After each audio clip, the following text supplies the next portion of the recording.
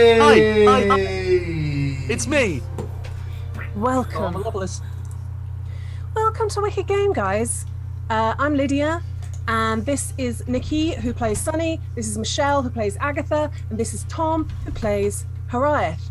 We are going to be playing in our D&D 5e campaign, the Divisia Sensus. If you're new here...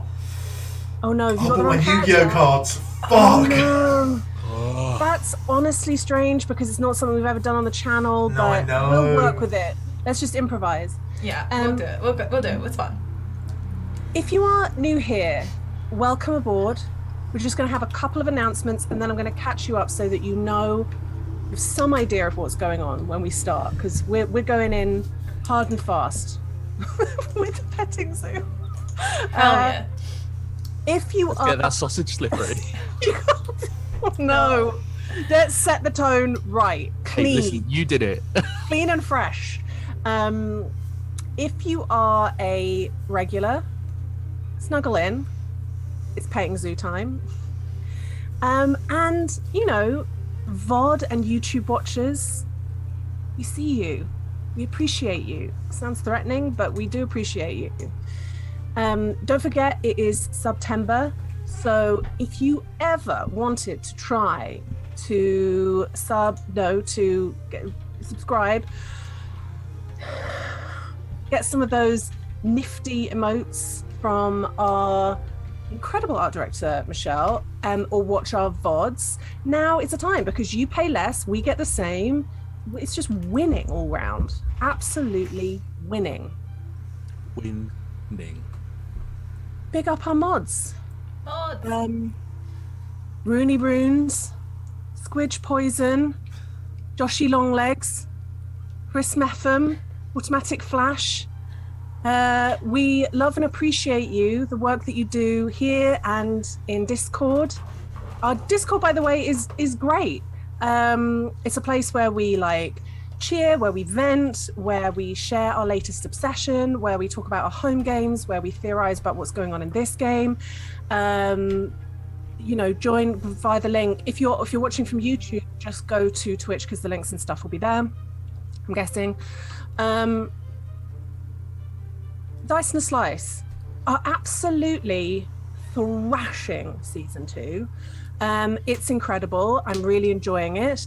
It's got Tom in it, so you know, it just fun times all round. If you fancy listening to an actual play podcast, then go and grab yourself some Dice and a Slice from anywhere you get your pods. Additionally, some other heroes, they have been around a year. What? Oh yeah. Long may they reign. And they stream on Sundays and then they do some other days. So just hop over to their channel and take a look at their schedule to see what they're up to. Next up, Dice. We love them here at Wicked Game. They are an incredible game maker. Storyteller. Played lots of their games on stream. Yes. All-round incredible person, and they're going to be launching a new game on Kickstarter called Die in a Dungeon, and that's going to be next month. So I believe Nikki's going to pop a link in the It's in there. Go and put your interest there, and also you can sort of express your interest. Sounds really odd, but you can do a thing with that link.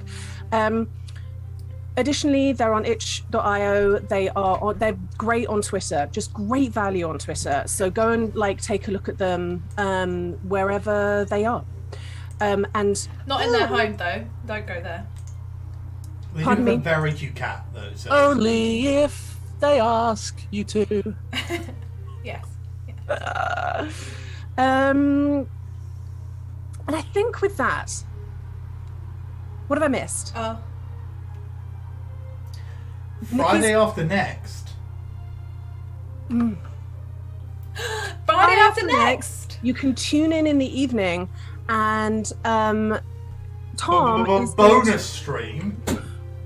Tom's going to be dragged through Optime. Can we rearrange? Is it too late? No. You quite simply have to be dragged through the Capitol Palace and see, first of all, if any of my, like some kind of brothel madam, if any of my people take your fancy, and How and do you then find my wares? who of my girls do you like? And if you like some of them, do they then like you back? Because it's all about accumulating points with people. I'm gonna play it like I play life, in which Chaos. Everyone that I like has no interest. It's easier than you think to do that because, as we've seen from when Michelle played, there's no like wrong way to play because you're just playing a different personality, but different people are attracted or put off by certain personalities. So you could really like one person, but they actually kind of like a bitch, or they kind of like someone who's, so I'm excited. Listen, one I'm person really hated me. Like, really, I was Yes. in negative points with one person. I gave Michelle her point card afterwards to see how well she did, and I think it shook her a little bit. She just stood in silence for a long time. You know, like at the end of bowling, where you get like the frames. That's what Lydia gave Michelle. She got printed out one of those old dot matrix printers. Yeah. I tell you what, the gremlin in me really wants to try and get as many negative points as possible. I'm gonna play golf with it instead. Yes, Tom, do it. Fewest amount of points wins. You're gonna leave in absolute scandal, never banned, thrown out from the palace, banned from the capital, probably in exile from the Iridian Empire. I mean, that's the way to play, isn't It's it? fewest points, but you do have to get it in every hole. Oh no! Oh, that was what you did was elevated a joke that I'd made, but instead of making it better, which it did inevitably do, it also made it a whole lot worse, bud. Yeah. Foul. Yeah. Oh, 100%. A whole lot worse. I knew what I was doing. Oh, shit. Just repeat what Tom said. Yeah. Heavy Tenzu. Oh, God. With that said, previously on the Divisia Sensus. So, our first year students are now at the halfway point of their first term at the prestigious arcane school of the Divisia Sensus. They have done some light adventuring by saving a woman in a tower, by killing some beasts and selling the spoils of that fight, and they even punched a few children and had them arrested, which honestly, for me, is the backbone of D&D. So they're hitting all the traditional, marks. Children. Oh, marks, yeah. Hitting all the traditional children. And last week, and indeed the week before, there has been a sort of flurry of romantic connections ahead of the school prom, which is about 25 days away. Get those dresses made, get those suits made, get whatever outfit it is that you want made. Pajamas, fair enough. Last week we had Agatha go to a fancy restaurant with Kai, both heavily bejeweled. And Sunny created a beautiful and elaborate scavenger hunt for the rogue Damphir Nevma. And they're going into their day off, and they have most of it already pretty much planned out. I think it's going to be like a busy day off, not a rest. We actually cancelled what we said we were going to do. We're not doing that now. We're not doing petting soon, though. No, we're probably different not going to. That's my favourite thing to happen as a DM. So with all of that said, Nikki, roll, What? please. It's time to.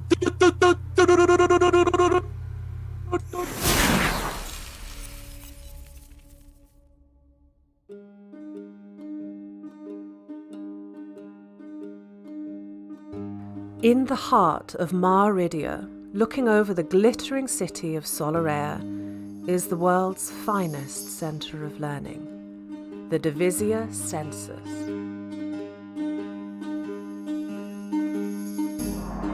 For centuries, this school has hosted the rich and influential and the greatest minds to have ever lived.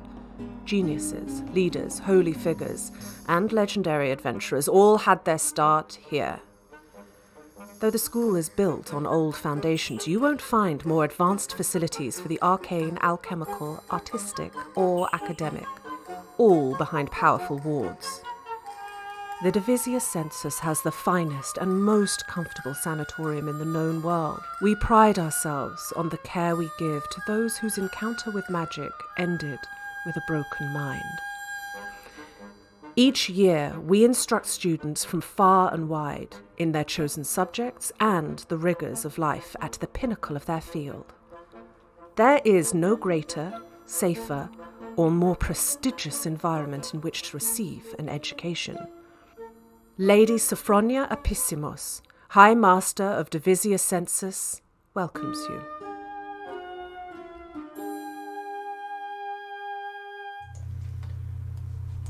We're back. So, it is the morning of the third day of the Divisia Sensus. It is it's the 17th of Asin. It is a slightly overcast day today when you wake up. Agatha, if you look from your window, you would see down over the city through the morning gloom to those canopies that dot the roofs of buildings across the city, and they are flapping in quite a brisk wind.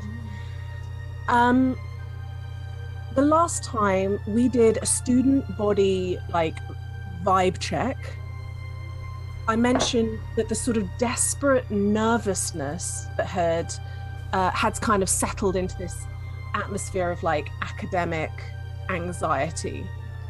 But now, of late, the student body has dipped even further, enough into comfortability that the interpersonal drama has had space to bloom. So you're seeing people hook up and break up, and you're seeing the odd promposal, and you're seeing people have arguments a little bit.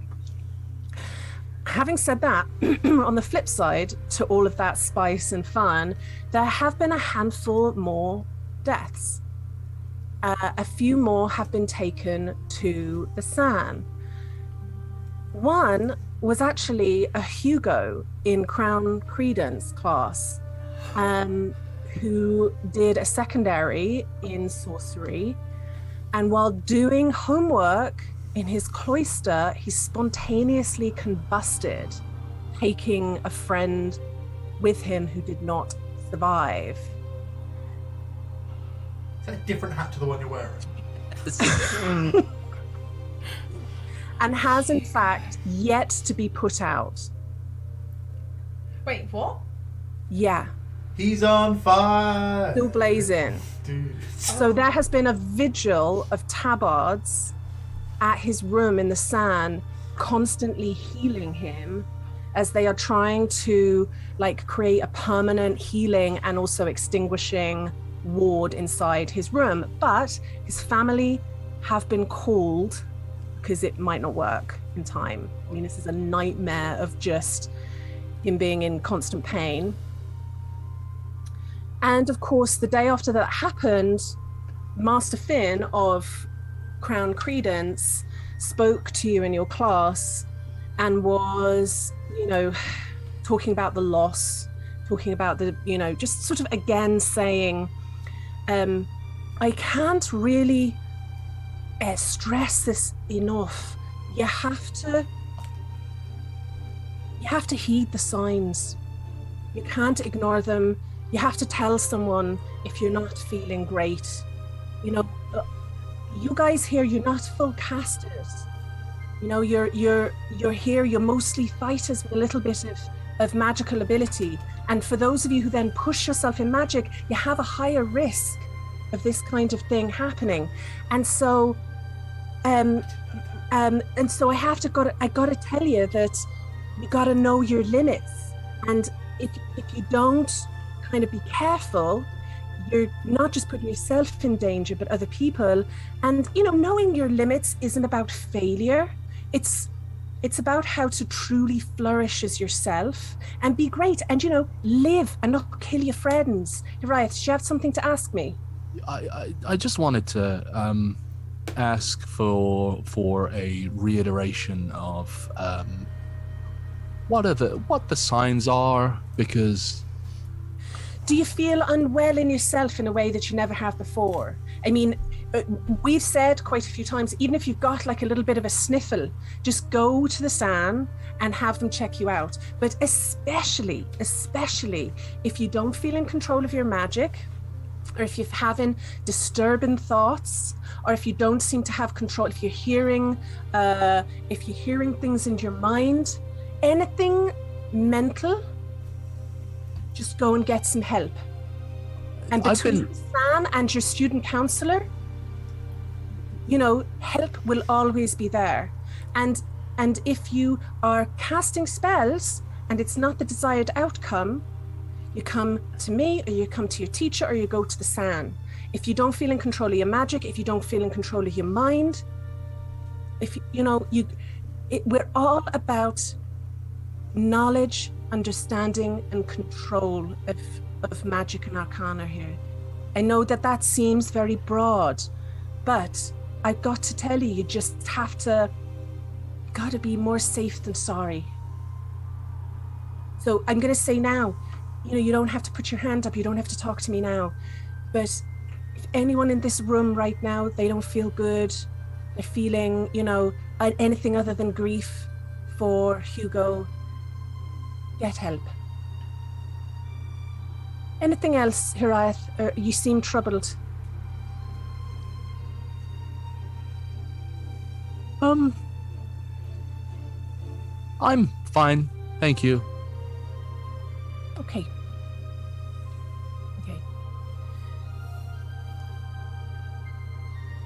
So that was some days ago, and just very quickly, I think immediately after I do go to San, because it's so weird saying San. I've just realised, because we have a friend called Zan, and I keep on trying to say that instead. I go to San and just say, I'm having some odd sensations in my stomach at times at the moment. I sweat a lot, and I get this. Immediately, you have two tabards next to you, and Al-Qaeda is taking you into a room and closing the door behind you and sitting down with you. Yes, tell me more. It's just I find it difficult to talk at the time, and I sweat, and my hands shake and sweat, and I get a feeling in my stomach that is a little bit like something buzzing around in there, and I was just wondering whether that is a sign of anything. He moves very quickly as you're talking. He takes your face in his hands and he looks right in your eye. Now, if you wanted to resist, you could roll a wisdom save, but if you are happy to be putty in his hands, then you can forego the roll. I mean, we've seen the art. More than happy to be putty in his hands. He is like reaching up and looking in your eyes, and you feel extremely like seen. He is definitely delving into your like mind here. He also asks if it would be all right to do a proper physical check. So would you mind like stripping off a little bit? And he checks like your glands and like under your arms, and he does like a full physical workout and talks to you a little bit more about what this feeling is. And then he sits and very earnestly says, the good news is I don't feel that this is magic related. Well, that's a relief. And actually, I don't think that what you have is an illness. I think that you either have anxiety, or you are having romantic feelings for somebody, and that can be tough. But do you think that now that when you reflect, that those things that you're talking about happen around people that you are sexually attracted to? Yeah, I feel. You can't ask me that. Is the law on my side if I say I? I immediately feel slightly sheepish for coming here, and I apologize. You absolutely must not. I wish more people came to me because they are sexually aroused on the off chance that it's something else than the other way around. I'm so happy for you if you think that's the case. Yeah. Okay. And once again, thank you very much for coming with your concerns. If your feelings of nervous energy ever make you accidentally cast a spell, come right back, because I've seen that one, and that was very, very sad. So that's another thing that I've got to be honest. We don't have this in the Fae. We don't have breaking, so it's all a bit new. It's all a bit worrying. But you have never cast a spell. You have never created a magical effect when you haven't meant to, correct? To my knowledge. Nope. That's not true. I have. When was that? When I was young, very young. I might have meant to. I just can't remember. Tell me about that. Well, I made a toy that I was that I had in my crib come to life. You were not on the material plane? No. I was at home. Is it normal for that to happen in the Feywild? Not normal per se, but it's been known to happen. That also, sorry, I have gas. I have experienced far worse. Please feel free to pass wind whenever you want to. It's not normal, but it's not uncommon. It's not unheard of. That sounds delightful, as long as the thing that came to life was not violent. Not yet. I see that actually you are. Is it very? So you're telling me that no one in the Feywild has ever suffered from a arcane and mental and spiritual breakdown? I mean, can I make a history check, please? Yes. For this.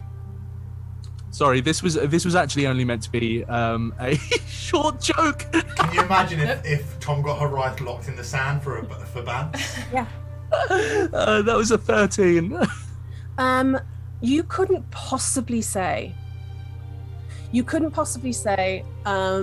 Because, and not to be rude, but when you think back, one of the things that comes to your mind is that you didn't know about the fairy wine. Yeah. So when you try and think about the Feywild, and the people of the Feywild that aren't Fey, you realize, you just remind yourself that you've actually been really sheltered in your kind of upbringing, so you couldn't possibly know. Shit, it's all getting a little bit 984, isn't it? I couldn't tell you. I'm not sure I could honestly say. Not to my knowledge, no. This is to my knowledge something that has only ever happened here. But well, you are free to go. Thank you. Please just do sign your name on this paperwork. and there's just basic paperwork and he's already kind of scrawled out in his like doctorly unreadable writing that he gave you a physical workup and that he did a kind of detect thoughts, and that he, by his estimation, you are in full control of your faculties. Cool. I signed a paper, get dressed again, and then leave. Sorry. Incredible. So, I mean, that happened a few days ago, and what is interesting is that there has developed a kind of grim sense that these things, people dying, people having to go to San, can't really be dwelled on every single time that they happen, or nothing would ever get done. You know, you've had maybe more than a dozen people die. You've had maybe 10 people go to San, and that is in the stretch of 40 days. Jesus. So it is almost worse that there's this sort of breaking point where you just can't keep So on dwelling. average, somebody gets put in sound or dies every other day. Well, yes. I mean, here's the thing. Of course, people get brought back, but then once they get brought back, often they're like, fuck this. You know, there was like one person who was expelled for using offensive magic in an argument with a friend. And there were plenty of people who saw all the people around them like dying and just went, I'm sorry, I can learn how to use magic out in the real world with personal experience and not have this experience. I'm gonna So get some this people, apprenticeship. yeah, like I could go and be a regular adventurer and make money while I'm doing it. We could go visit Nicolas Cage and become his apprentice. Yes. Yes. Tom. Nicolas Cage is a wizarding vocational school, and it's like really, really cheap, but like just really, really budget. Hi, Welcome yes. to the next campaign.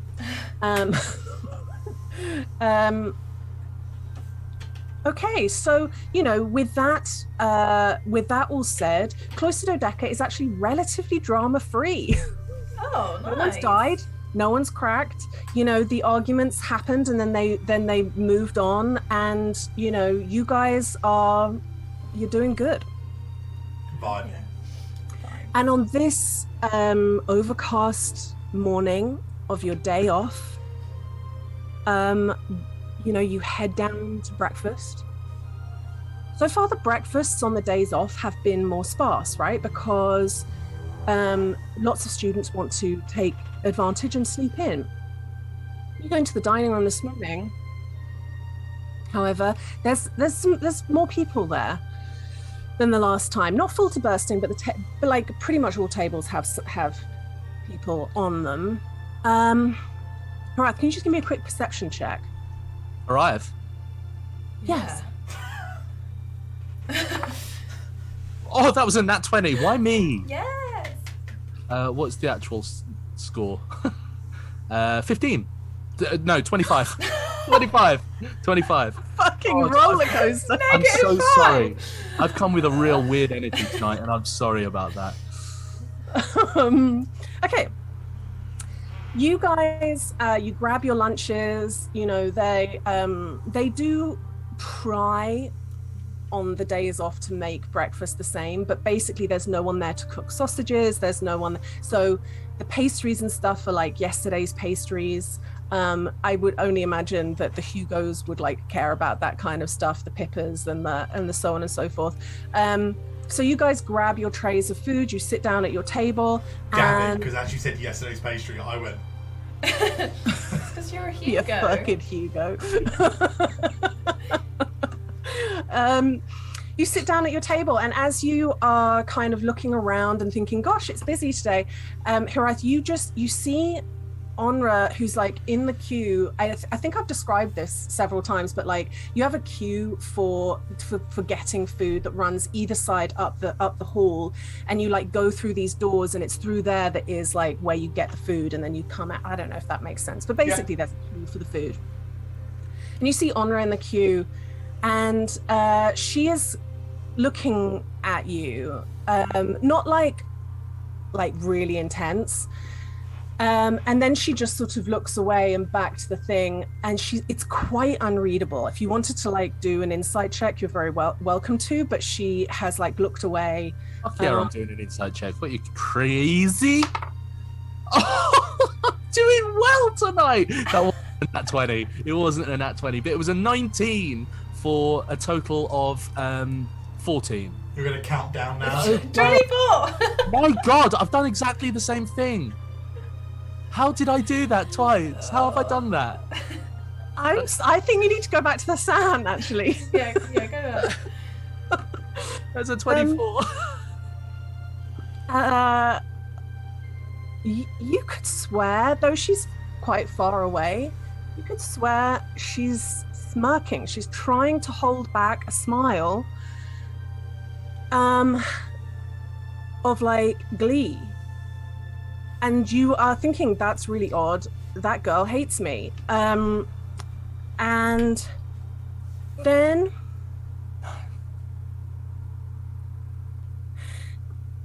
what happens then is that somebody at a table not too far away from you just starts like playing a drum.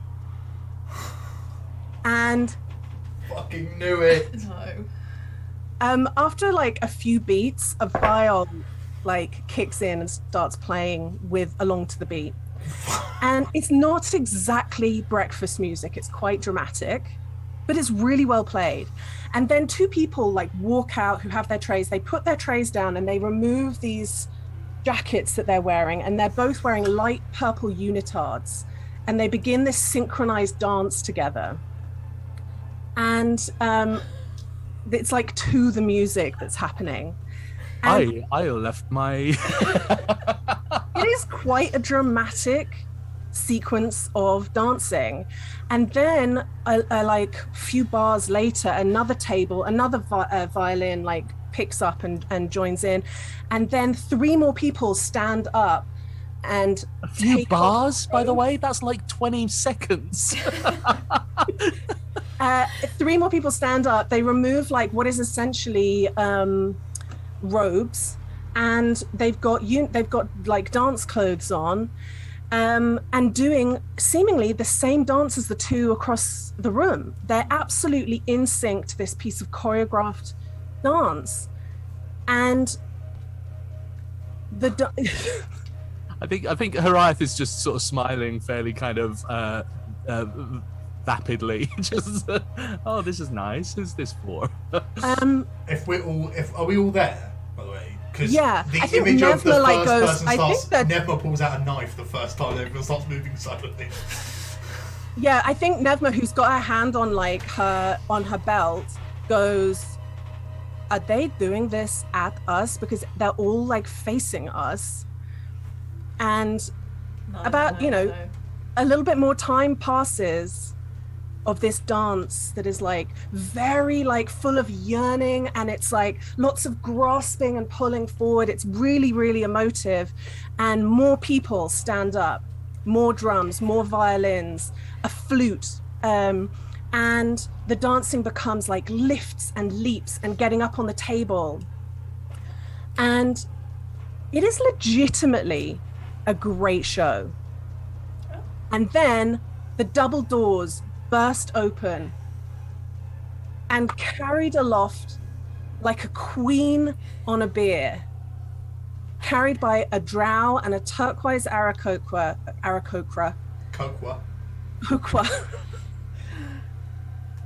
Amber is carried forth through the crowds and delicately placed down on her feet in the center of the dance that she now joins into.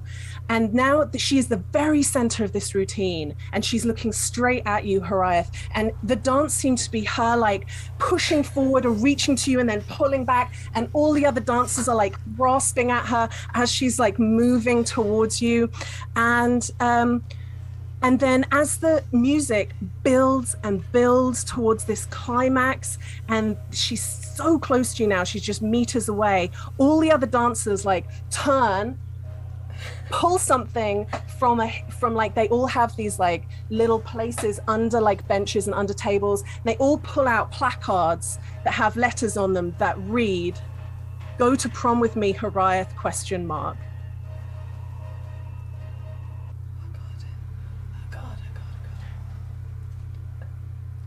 Oh.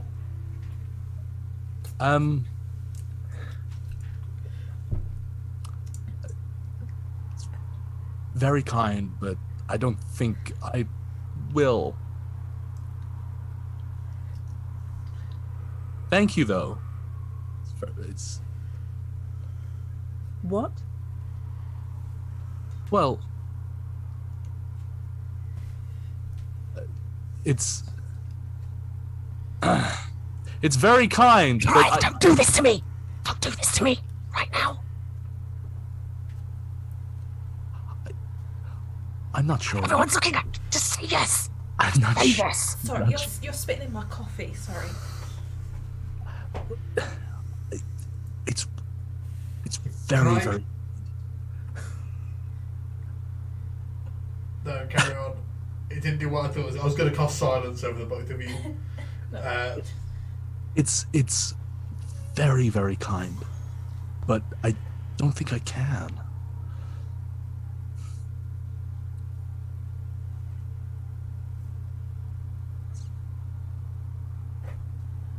There is the longest silence as she really takes in that you've said no.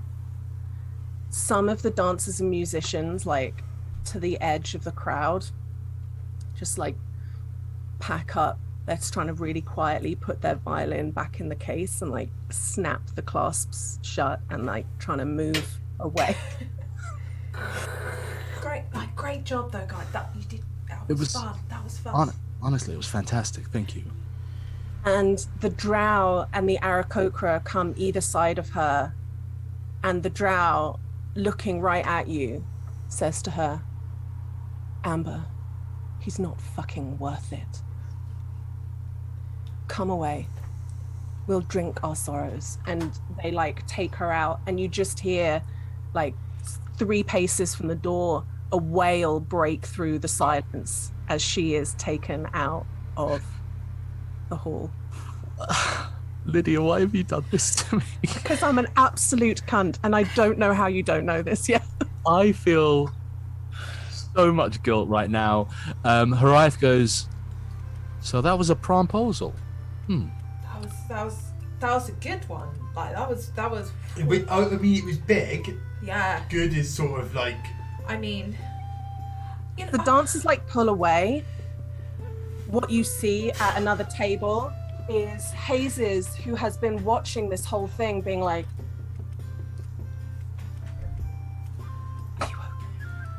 I'm gonna get some food. Well, actually, most of the queue's gone. I think they were all just dancers. I know everyone's gone, and now there's really just like maybe 7 people in the whole dining room.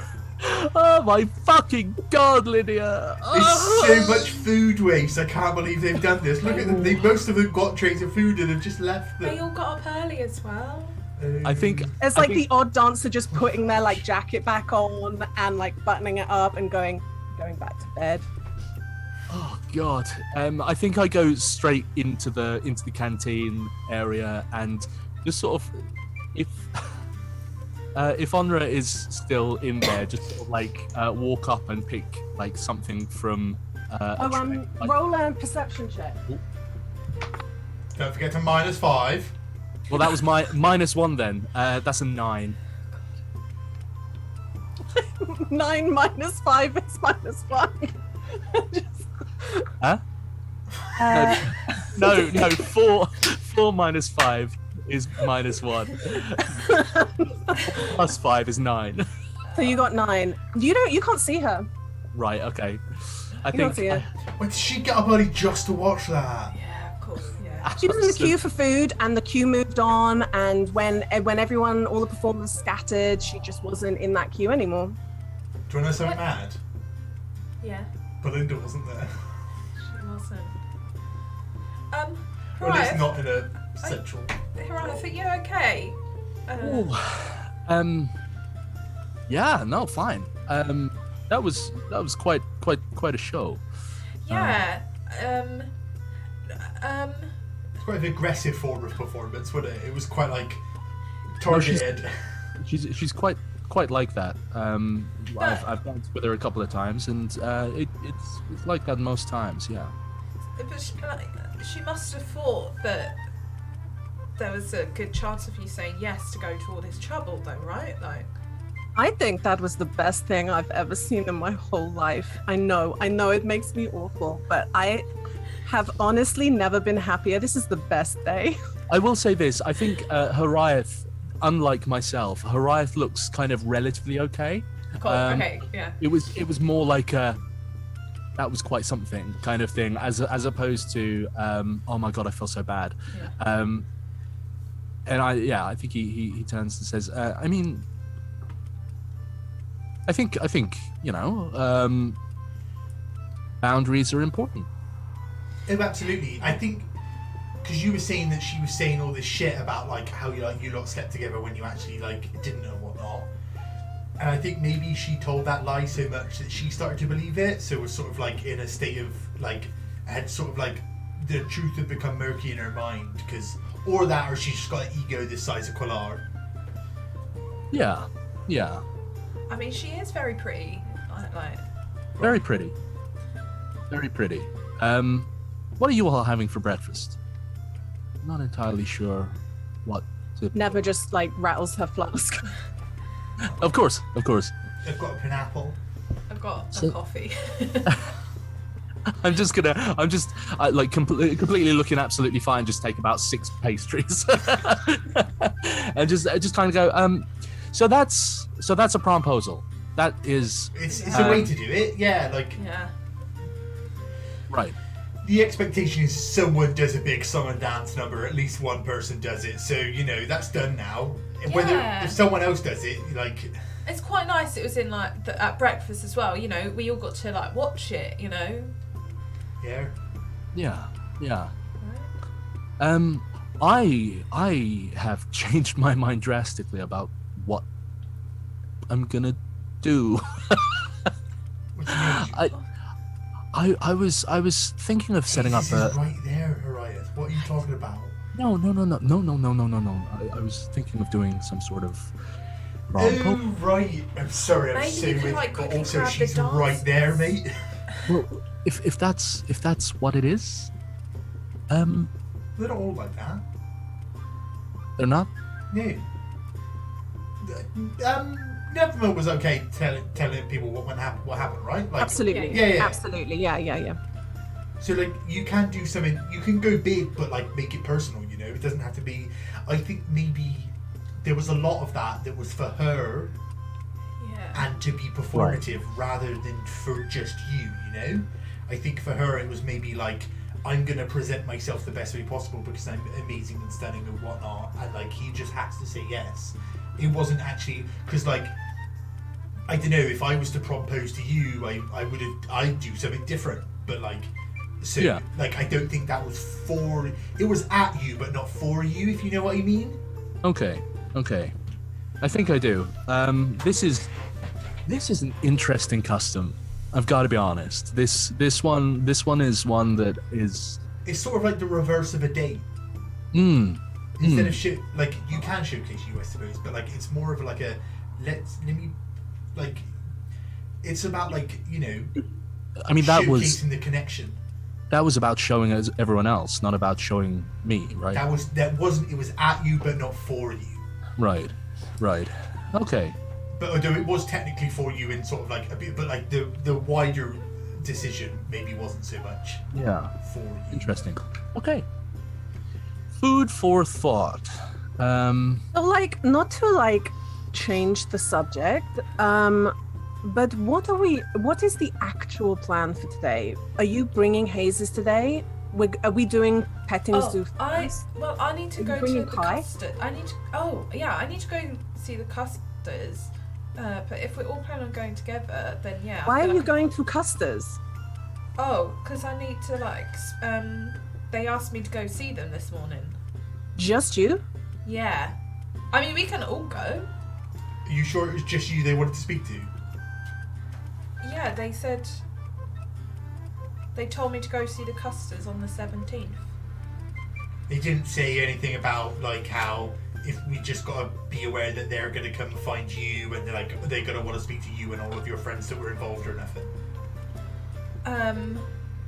What are they speaking to you about? Have you been doing secret things without Have you us? been doing stuff that we don't know about? No. Do you remember they came in the other night and then you guys came and like started chatting and they were like, Agatha, just come see us tomorrow.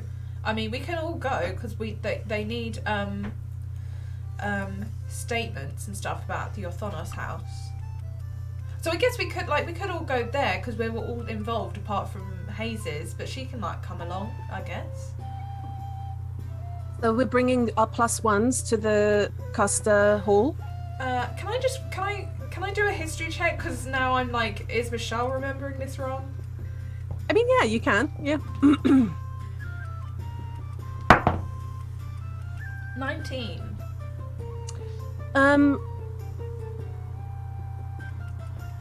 Actually, kind of everyone was sort of. I mean, the Custers came to talk to you because they know to find you in the tavern. Right. When you were there, everyone else was there, and you can come to the Custer building. Now that you think about it, you're not really sure. It could have meant everybody. It could have Okay. meant- Alright. Well, yeah, I guess we can like bring everyone, and then yeah. Do we want to go before or after the petting zoo? I think it's before, right? That's like the thing you Yeah, say, the Sonny, overflow. about eating frogs. I've never said nothing about eating no frogs. What are you talking about? I don't eat frogs.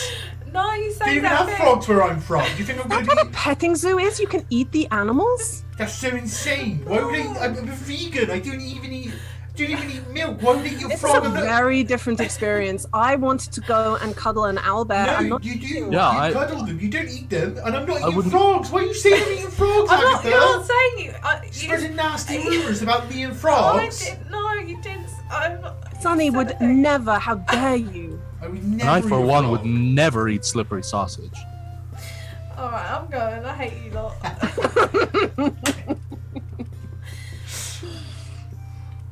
Okay, you are though. Well, do you want Hades to come with us, or do you want us to meet her afterwards so that she can, have her morning? I think that might be easier. I think rather than her coming, Yeah. or unless you want her to see you being like, oh cool, like Well, here, no, here she I should- did it. um, So what? I mean, Fuck you. court is just court, right? We don't go Justice. to court. We're just giving like. Oh, we're not. But if they're looking into the kids and stuff, which you said Hazes and Mal are looking into it, then they could tell the Custers some That- stuff or get more information or something. That is a good point. I will ask her whether she would like to come. Because she's actually been sat at that table looking at you for like some Yeah, time you now. got up it's and you just- left. I think Yup. you should go talk to her. Yep, sure. I'm gonna go get Kai. Bye. Also, mate, one of those pastries was a small wicker basket. I don't think you were looking at what you're picking up. Huh? It had the jams in it before they ran out. It had the juice. It had the Mundane juice. food is so tasteless. He says, eating wicker. I mean, this one's really crunchy though. I quite like the crunch. The drink you're drinking was so green. Why is your tongue black, Tom? Oh my god. I hadn't like that. Oh. Yeah, they'll do that to you. That freaked me out. Yeah, I fucking walk over to Hazes and just say, Oh, hello. hi. First of all, sorry about that. I didn't know that was happening. Mortifying. Absolutely mortifying in every way. It was tough. We are going to the petting zoo later, but before that, shit. Should I have kept that as a surprise? I don't think so. It's fine, isn't it? Is that okay? What's the question? I don't know. We're going to the petting zoo, but before that, we need to go to the Custers about just some of the things we've been doing recently for the town. Would you like to come? One of those things, Agatha and Sunny and Nevmer actually got involved with some children, the ankle slitters, whilst we were away. And I think one of them punched one. And I know that you and Mal have been working on something to do with the ankle slitters, and I wondered whether you would like to come along to that as well. It's not really a date.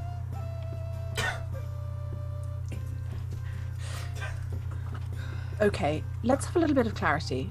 So, we're going to go to the Custer Hall. That's not the date. Nope. We did have one planned for today, didn't we? I'm not going mad.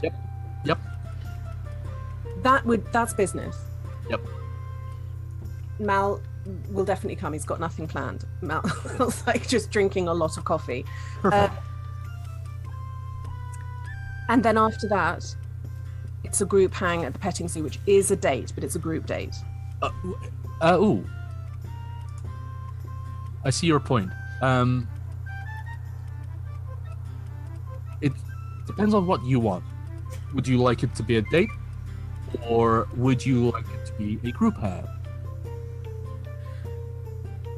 Hirith, I'd always rather it be a date when it's you. Always. But if other people are, if your friends are there, also with their dates, that's fun too. I like your friends. I mean, we don't have to speak to them if you don't. No, you have How big is this petting zoo? Because we're gonna just see each other across the miniature owlbear pen and be like, no, don't. We can't actually talk to him because he said it was like a date and like, Alright. and they didn't want to speak to us. So we got to like, we're gonna spend our whole time hiding. Alright. if it's like, no, I will speak to your friends. As I said, I think they're great. All right, Yoko. So if Mal is coming with us to the thing, can Mal then come with a date?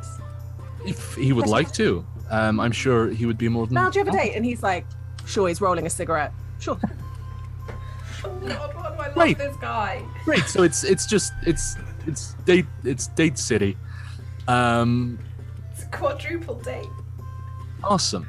It's Belinda, and they're gonna have she's gonna go there with a leather jacket on to match his, and they're gonna have the whole two numbers of Grease moment in the background of us having a group date. They're Having gonna a far more intense date, Yeah. but just in the background of your date. They're gonna ride a fawn off into the sky. Shamalama, a dig do up, do up, do up, do up. Great. Right. Awesome. Am I dressed correctly for petting zoo? She's wearing like a kind of what she tends to wear when she's Wedding not dress. wearing armor, which is a like crisp shirt, leather trousers. She's got like a kerchief like Lydia tie. loves the idea of leather trousers, is what I've learned. Everyone wears leather trousers here. It's fashion. Fashion. Sunny's got shorts on. Leather shorts. Oh, Hazes, you're dressed impeccably. It's whether you want to be dressed like this for the petting zoo or not is that's your call. I just wanted Right, to tell you because In that case, I'm sort of ready to go. great, brilliant, perfect. I will check with. You can come with, or you can stay here. I'm gonna check with them to see Mate, when she's they're. one table over. We're all ready to go. Oh, we finished brilliant. for breakfast. We heard Perfect. all of that. No exposition needed. I Great. say we go to the courts. Great, awesome. Let's away. You And gonna as finish we're that liquor away- basket? As we're away, and I just sort of like, I hang back with Agatha and just say, I think it's going well. I think I'm getting smoother. Yeah. I think Yeah? we're actually quite good at this. High five. Yeah.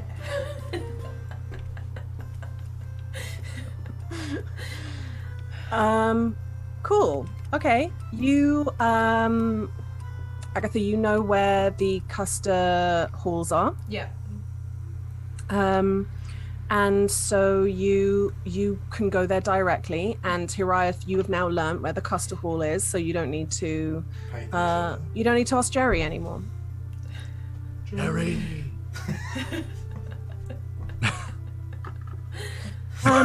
I also said Jerry, but in the George Costanza voice, not in the voice you did. Yeah.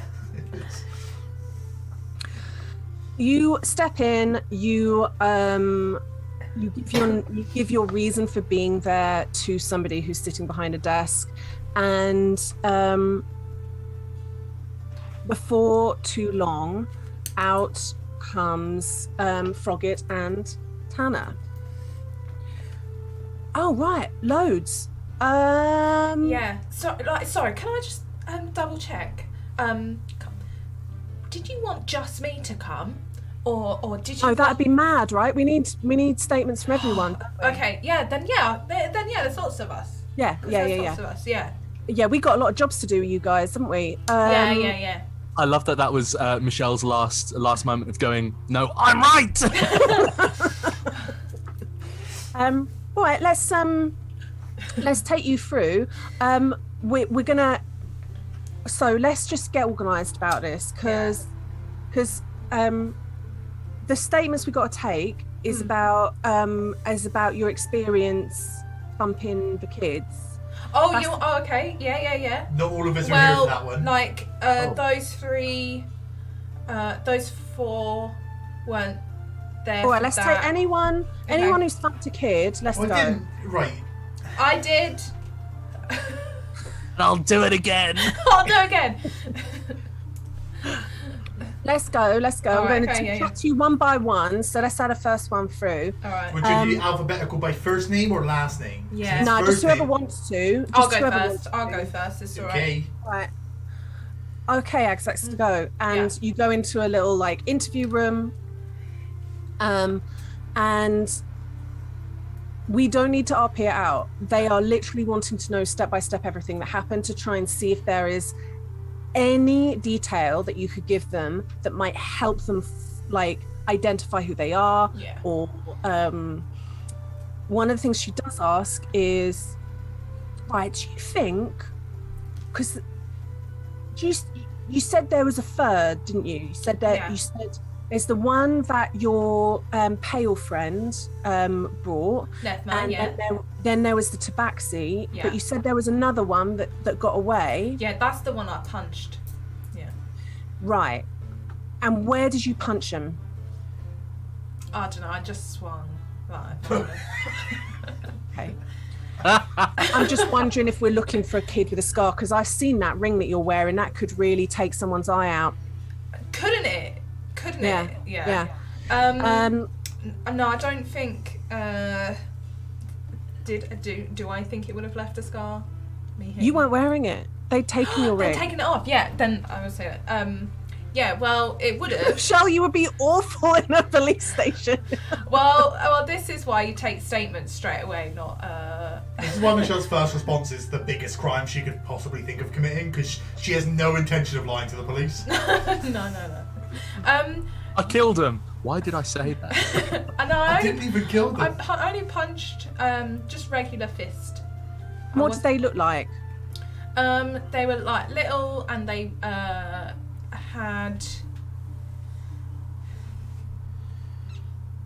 I have a feeling that one looked more humanoid. Do you want to roll history? Yes, please. Before you give false evidence to the Custers. 14. They had a plate.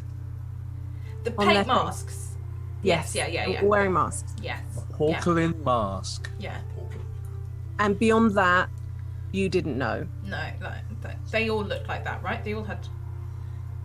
Yes, and the only one that you could speak more to, though the mask came off that one, one had cat ears. Yes. It was a tabaxi, but the mask came off later anyway. Yes. That was it, yeah.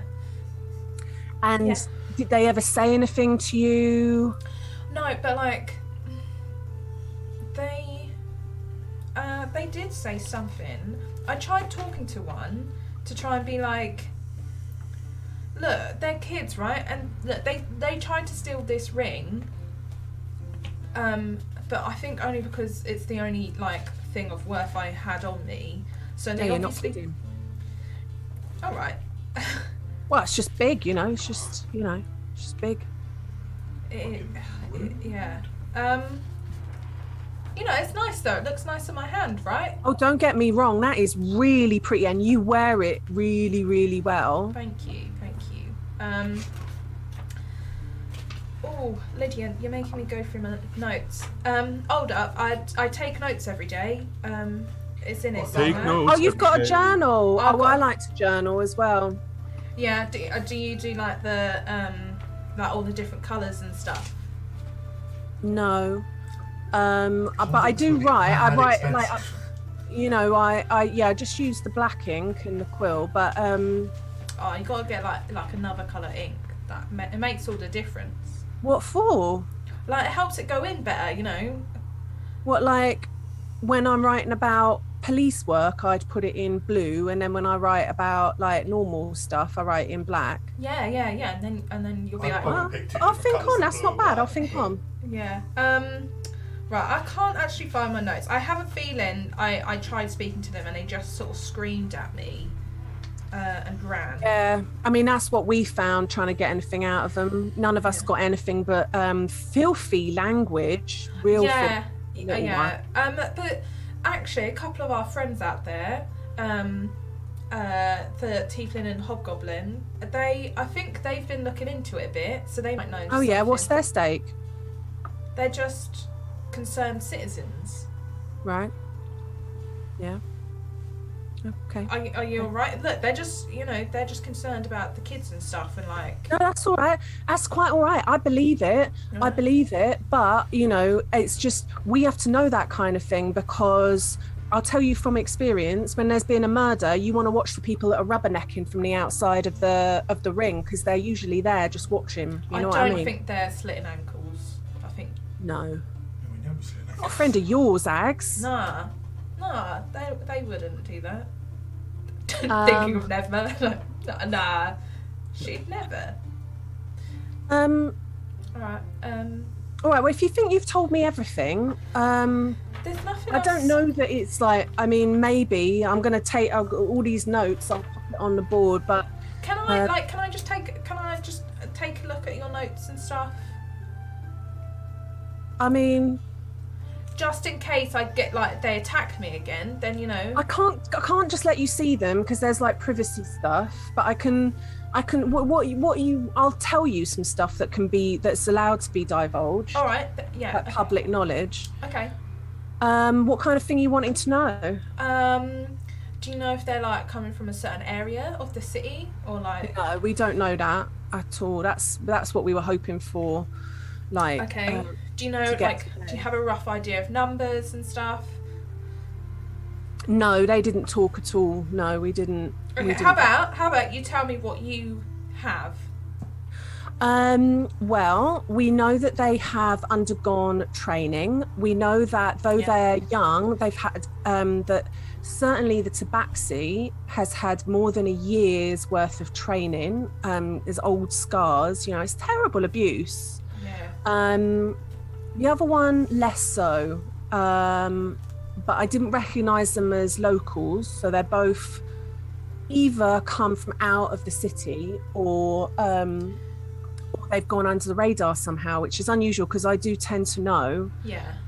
the homeless kids in the city. Has anything turned up? Anything that's been stolen. For example, if I let them steal this ring, does it appear back in the city or No.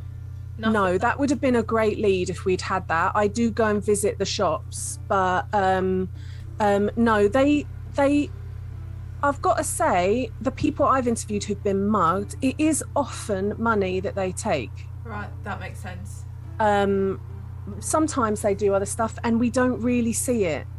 Right. Unless they're selling it on somewhere else, I don't know. Okay. They slipped out of that orphanage real quick. And I'll let you in on my thinking a little bit there. Yeah. I think they knew the layout of that orphanage because of how easily they escaped. But they hadn't been in there before, like the people who Well, hadn't we seen hadn't them. put them there before, not that I could find in the records. Right. Um, That's interesting. You don't think it wouldn't be like the people running the orphanage or anything. That'd be I won't lie, I don't like the Sharps, but I've got to put that to one side because I've got no evidence to say they're wrong uns. I just find her to be not my cup of tea. But you know, if you wanted, I mean, don't make a menace or anything, but if you want to go, it's called Rosebuds. Rosebuds, all right. Yeah, that's sort of north and then down a bit eastern kind of side of the city if you wanted to go and North see. and But then you down know, a bit and then east. Oh no, well, yeah. that's what I mean. You go north and then you go down east a bit. Sonny, this is private. You'll be just next. go east. Okay, yeah. Who knows what I'm talking about? You can't go east. You got to go north and then down east. You know what I mean? You can't just go east. You're like, no. Don't say- you know, I mean, like, just be cool, yeah, because Yeah, of course. but you know, they are the better orphanage in the city to take kids that we scoop up. And I'll be honest, I wish there was a better one, but it is what it is. Yeah.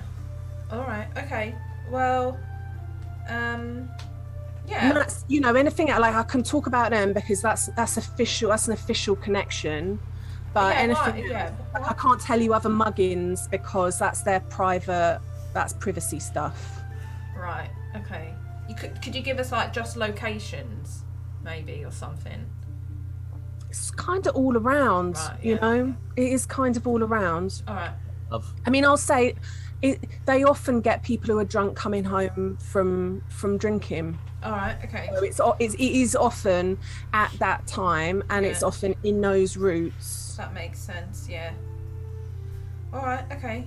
You know, there's been a few students, certainly more than one student has been got. Has any of them out there been got? As I said, I can't say. All right. Roll insight. I couldn't possibly say. 15. -5. Sorry. 5. 5? No. We are amazed. Like, this is the maths tonight is astounding. Oh God. I could do math. You get the feeling that she is just slightly shaking her head every time she says that no. So, in other words, no one out there has been mugged. Okay. Cool. All right. Okay. Okay. All right, send in Sunny. All right. Yeah. We'll do. Send in the cloud. You'll go, Sonny. Here comes the sun. Did. Hello, Sunny. Have a seat. Are you all right? Have you had a drink? You're right. Well, if you're offering a kombucha, I'll partake. But like, We don't have nothing like that, but we've got a little bit of water. I could do juice or a tea or something if you like a tea. I'm all right, thanks. I'm All all right. right. It's more about what I can do for you, mostly. Yeah, you just tell me in your own time everything, and then just like I don't. Well, I know. can just magic show you like last time. I can just show you. Oh, 'cause- that's a treat. You do that. Oh, I'd love that because that last time that was Tanner that got that, and I didn't get it. Let's have a go at Wait, that. can you do the spell to take it, to learn it? No, we've discussed this with They that's a got home wands. rule thing. Yeah. Oh yeah. But fuck with it. And I'm gonna do the bit on the roof where I scream, "I just want the best for you." Headbutt the kid, heal the kid, and then it attacks me, and then I hellish rebuke. Okay, yeah. She like spaces out as she's like experiencing it in her mind, and she goes, It was a lot. It was emotional.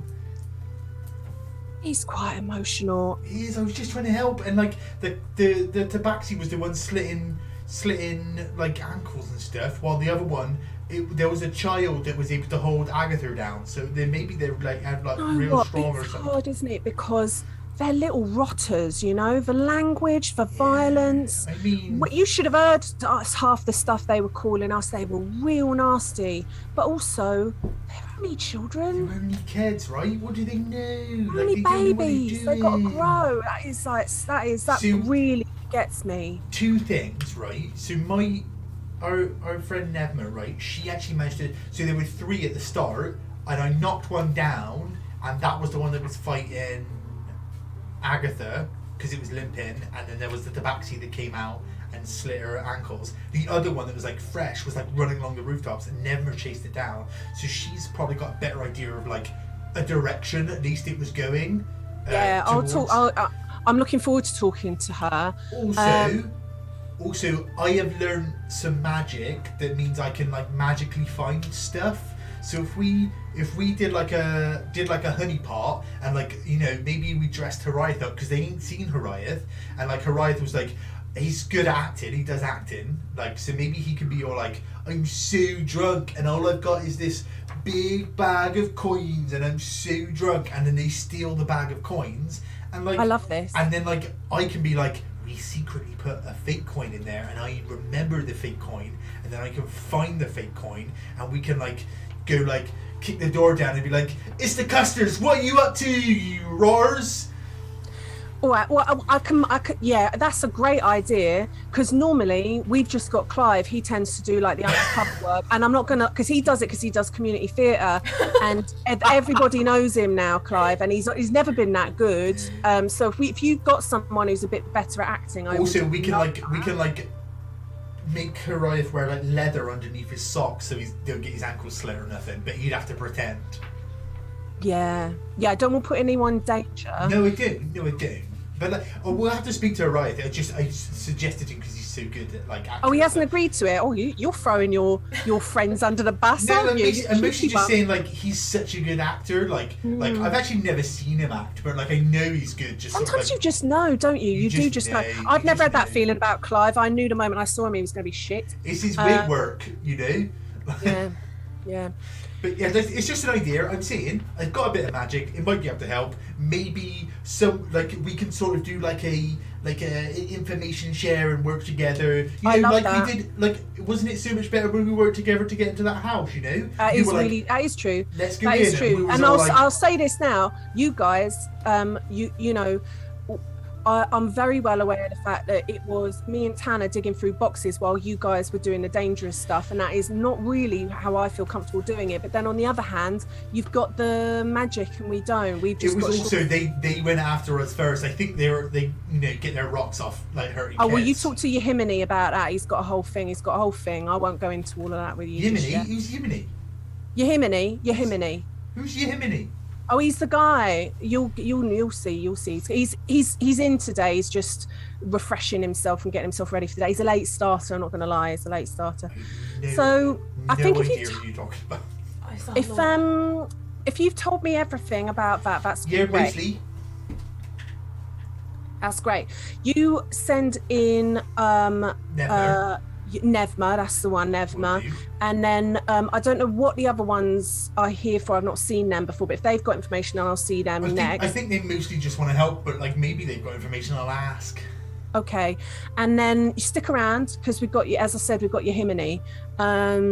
You come back in and there's just some random bloke going, so basically it's amateur dramatics, but it's Die Hard, but it's a musical. So come along, it's gonna be great.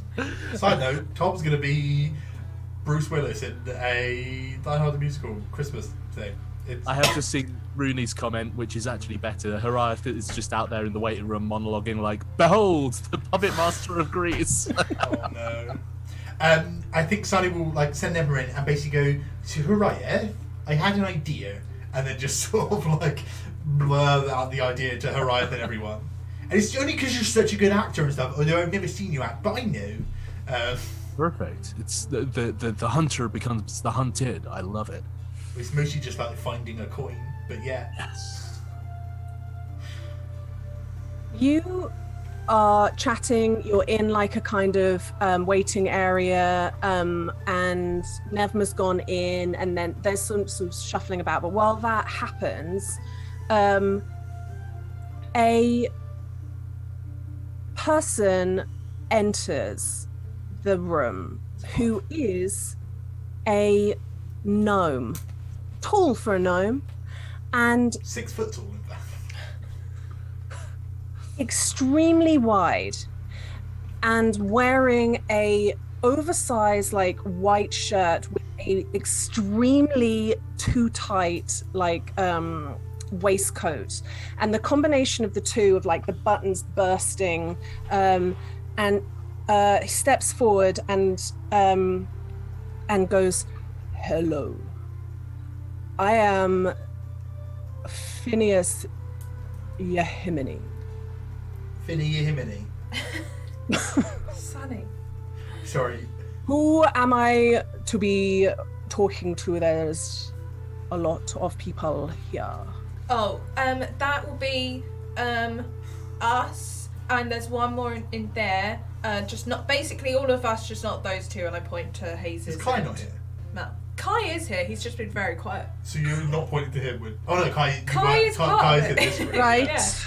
Let's anybody involved in the Orthonos case, Alright. please do come this way. And he walks like a real waddle down, very, very Can I slowly. just down the message hallway. Nevma through the door, be like, we've been taken through another door to talk about the Orthonos thing when you get out. That like Hayes and Mal can point You have to in the see right somebody way. that you're messaging, so I'm imagining you're just at like the You just need to know where they are. So if they were in the room that I was in, I can just... Oh, right, okay.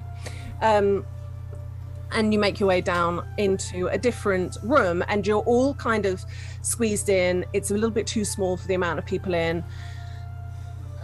As I said, I am Phineas Yahimini, Justice for the Prosecution. And I am here to talk to you about the Orthonos case. Alright, okay. What do you need to know? The trial will be on the 3rd of Promedia, you see. Right. I will be the sole lead for the prosecution.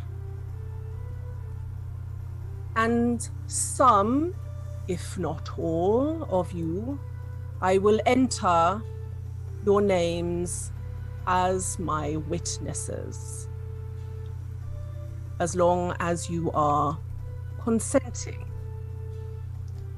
Yeah. Any questions so far on what I've said?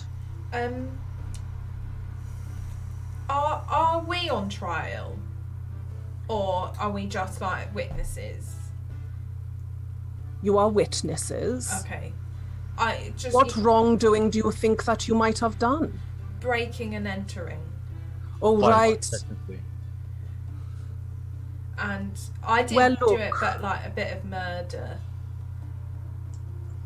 I headbutted a bloke off a 3-story staircase, but he's fine. He He survived, got up. so that's He fine. got up. I feel like that was self-defense. Yeah, he started blasting at us first. Like he started flinging shit out our way, and I actually didn't break or enter. Well, he entered, but like with You the didn't break with the in. custers, Yeah. so I was allowed in. Yeah, See, that's I- only me and Nevma broke in. I also broke in to try and rescue them without anyone's permission. And then I broke in again with the custers. But that weren't breaking. That weren't breaking So in. it was 1 count of break in, 2 counts of entering. Right. Yeah. If you think that you are guilty, you could always be safe and hire your own representation. I probably won't, if I'm honest. Because I feel quite justified in everything I did, and I think that's the same goes for all of us. Because like Yeah. they were literally keeping a woman captive in like a magic mirror. They were well harsh to a dog, and like they trapped our friends, and like They did trap us, yeah. and So they although started, I broke they in, started they blasting tried at to us kidnap. like Yeah. they're actually nightmare people. So Yeah. If you ask me, they had it coming. Yeah. Like sitting down on a chair, resting his hands on his stomach, just watching and sort of taking it all in. When we get to the third Promedia, Fucking hate this.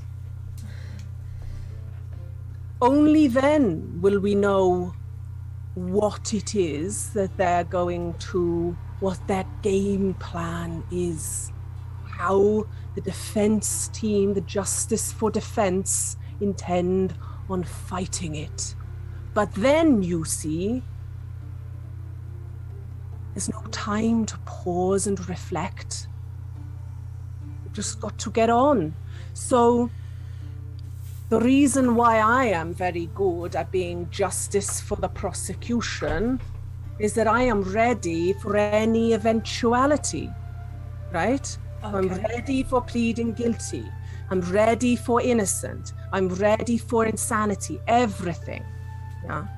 The best prosecution, a lot of evidence and witnesses ready for any eventuality. I've reviewed the story so far.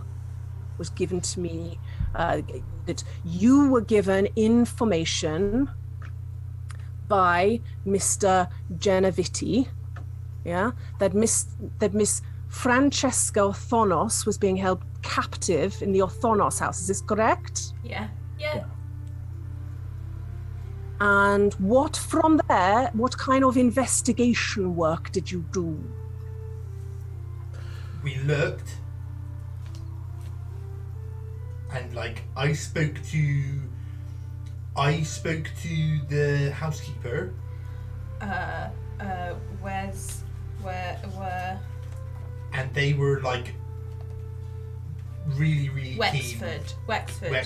They were really keen. Wexford, yeah. He's going to be a witness for the defense. I imagine he will, because he want to clear it. He was incredibly keen about having a sherry with just me. And Interesting. Yeah.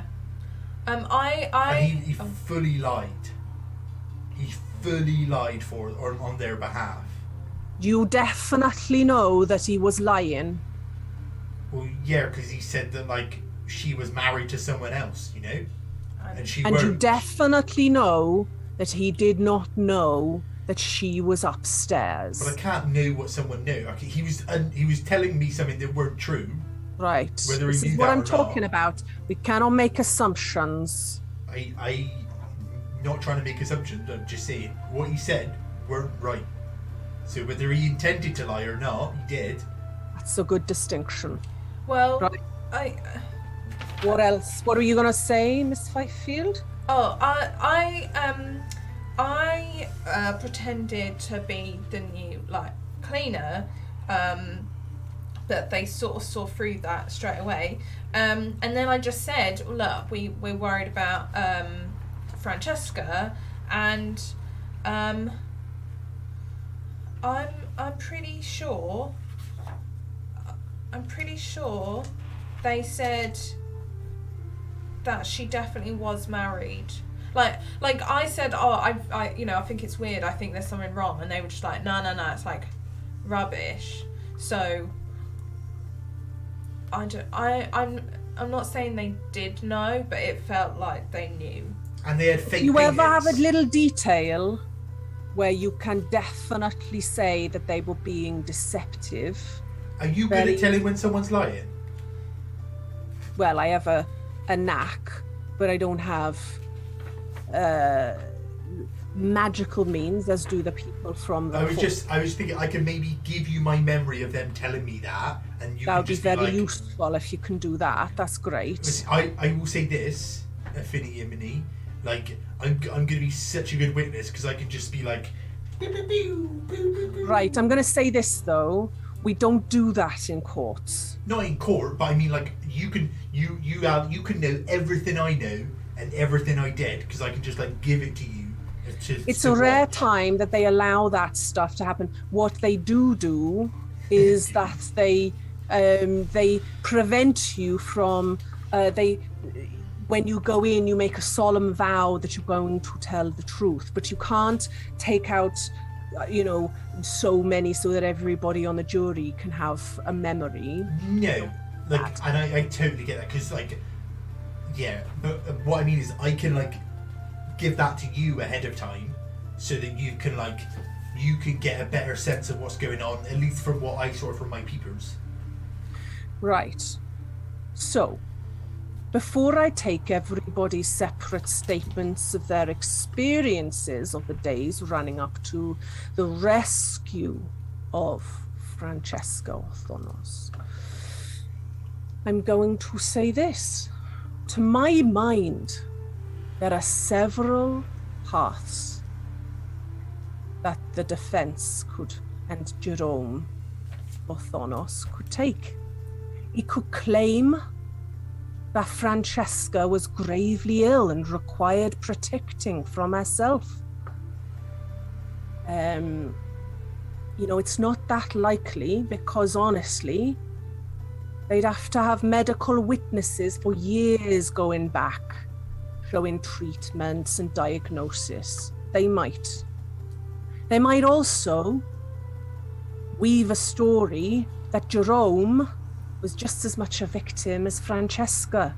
That although he had some freedoms, he was brainwashed, somewhat like a defense via insanity or coercion route.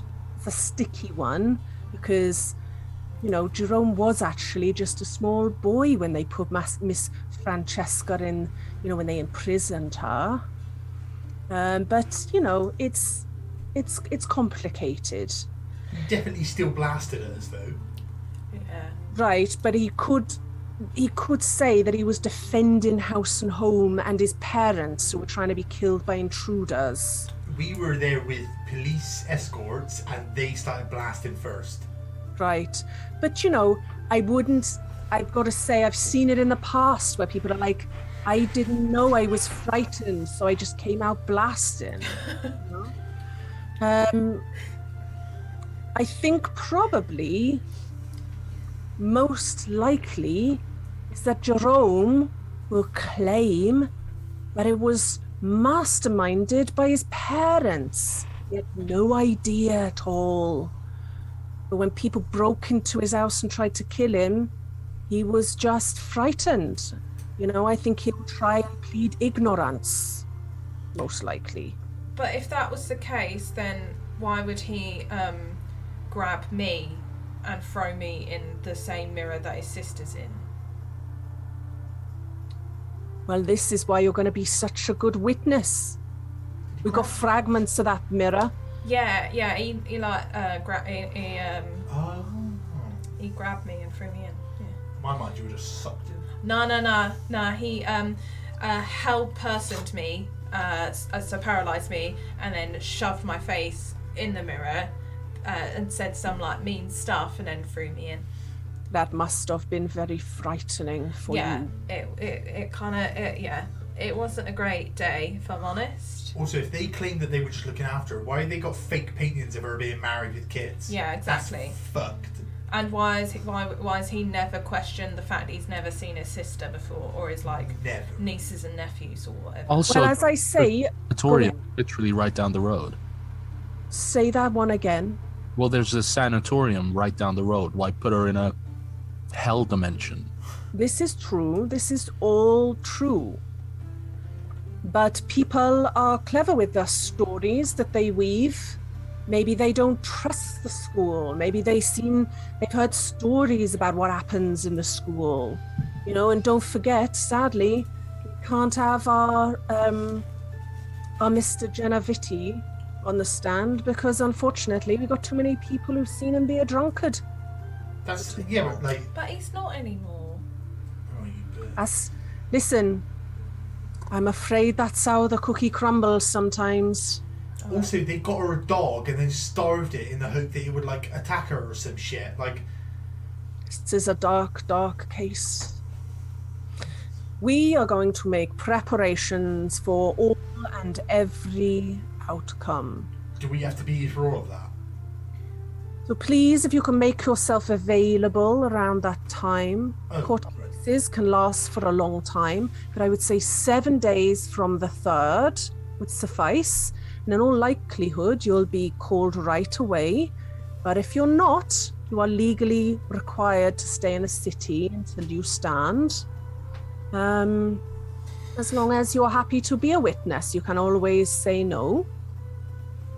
I'm happy to be a witness. Absolutely. Because also, if he claims he was being coerced or some shit, when his parents were dead and he fell 3 stories and got back up, he should have fucking ran away. I don't think Nefma should be a witness.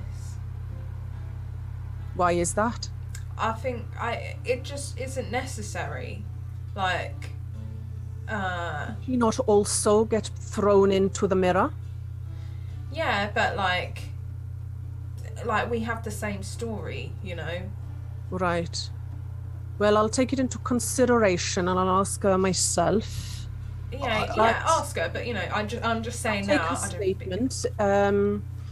I'd also be more than happy to be involved, but I would hate for my active intrusion into their home to come across as anything that would waylay the case in any There way. is a long history of cases where adventurers have done much more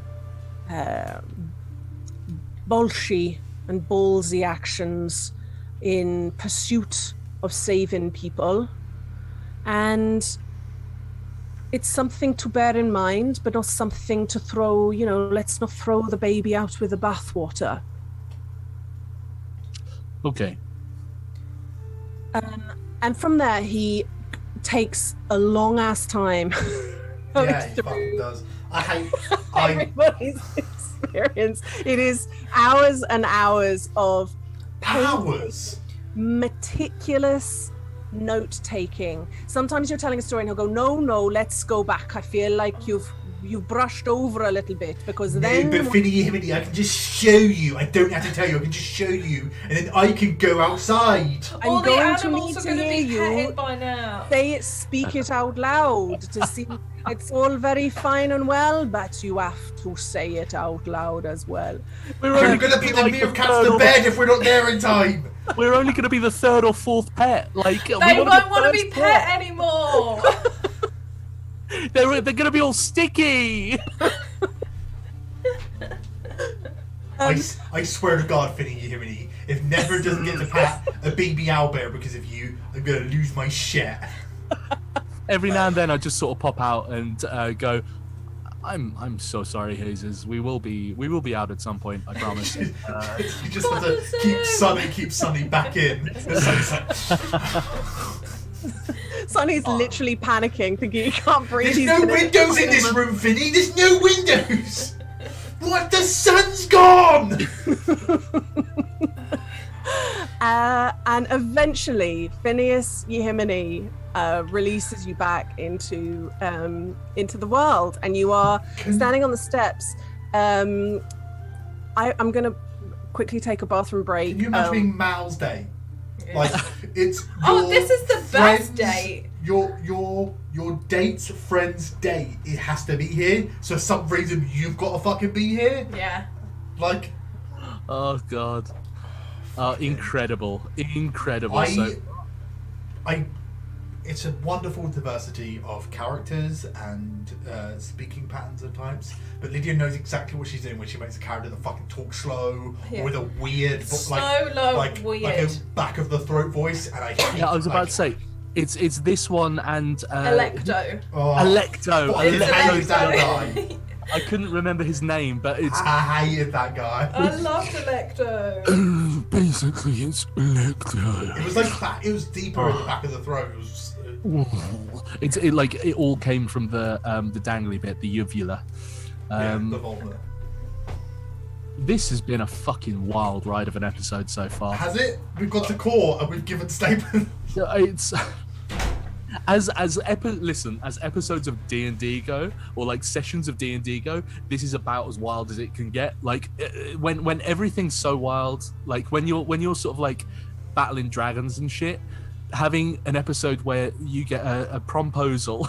Yeah. It's so harrowing, and then we're just in court for like hours. Is such a weird kind of. Yeah, like, I think Imagine Court Cases wouldn't be such a good name for a band. Hey guys, we've rearranged the studio, which you can see some of our bookshelf. It's a fucking mess at the moment. God. Those are boxes of minis. It's very hot. Yeah, I can't keep ruining my sound with the fan, but warm. It's warm. It warm, man. It real warm. It's fucking. See, I'll tell you what. While Michelle's doing whatever she's doing, like, so right. Basically, what I was thinking is, if we put a fake coin in a bag of coins and got those, and you were like dressed up and like you were like, oh, I'm so drunk, and I hope nobody steals my coin purse, and then. I'm so drunk, I hope nobody steals my coin purse. Is that an impression of me? Or? No, that's my impression of a drunk person. Right, okay, okay. And then like the kids are like, I'm gonna get him. Yeah. And then I can be like, I can find it, and then we can go and kick down that door and be like, oi, you rascals, give it back. And then like we can get the custodians involved. You know, Hayes and Mal seem like really interested in the situation, so I actually, we haven't really kind of unpicked that, and I don't know why, but like. No, I think that's a great a great plan. I was thinking we could put something in your socks or something to stop your ankles getting slipped, because I really don't want you getting hurt. Well, I mean, listen, it's not going to hurt that much, is it? They're only children. No, it really hurt. You can't, you couldn't move. Can't move. Oh. Yeah. So it's not just like it cuts the skin. You know the bit in your ankle, your Yeah, it was really. Try and think of a hero. Yeah, try and think of a hero from one of our your games. bowels tendon. Oh God. Yeah, it's just they're like. If that does happen, I can heal you, but like it's still gonna fucking hurt. But like my hope is we can put like padding, and then like if you feel movement, you can be like, oh my ankles! Oh no, my coin purse is gonna get stolen because my ankles. You know. Not like today, youngling. Kind of. Oh no, the opposite. Yeah. You got to let them. It actually is today, youngling. Yeah, today's your day. Yeah. Youngling. Yeah. Okay. Please Brilliant. just take my coin purse. Don't hurt my ankles anymore, and then I could be like, let's find out. Yeah, I'm entirely up for that. Is that a date? Could you? I look at Hayes. Is that a date idea? Oh, sorry, I just zoned out for a second there. That's okay. It's probably for the best, Hazes. Don't worry about it. Don't worry about it. That everyone, that's sort of long since, all the other business is long since sort of finished, and Malvolio turned up on the steps with a Mr. Fay. Mr. Face is doing that's weird. He's just on all fours now. He's somehow 6 foot as well. Yeah, Cat's 2019.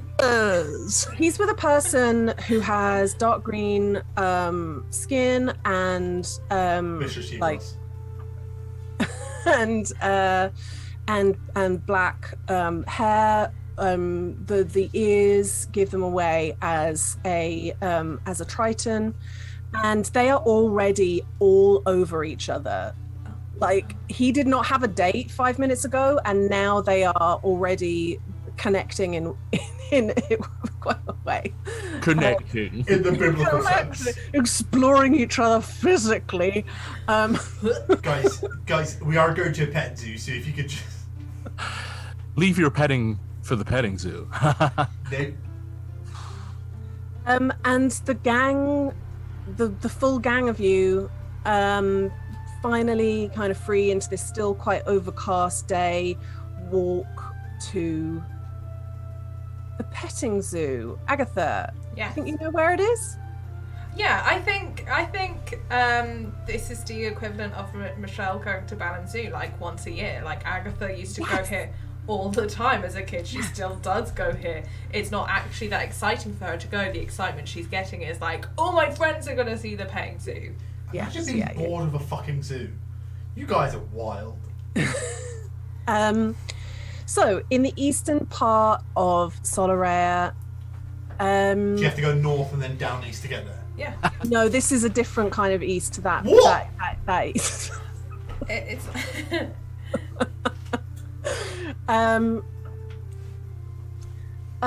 It is almost out of the city. A lot of the enclosures and the pens and like the fields like sprawl out into the plains. It's that thing where they've clearly imported the soil and they've got like sprinklers and stuff because, well, not sprinklers, but they water the grass and so on. It's the fucking Las Vegas of pet zoos. Jesus Yeah, exactly. Christ. Almost as soon as like the enclosures finish, it is then back to that stony, rocky plains. The plains. You get to,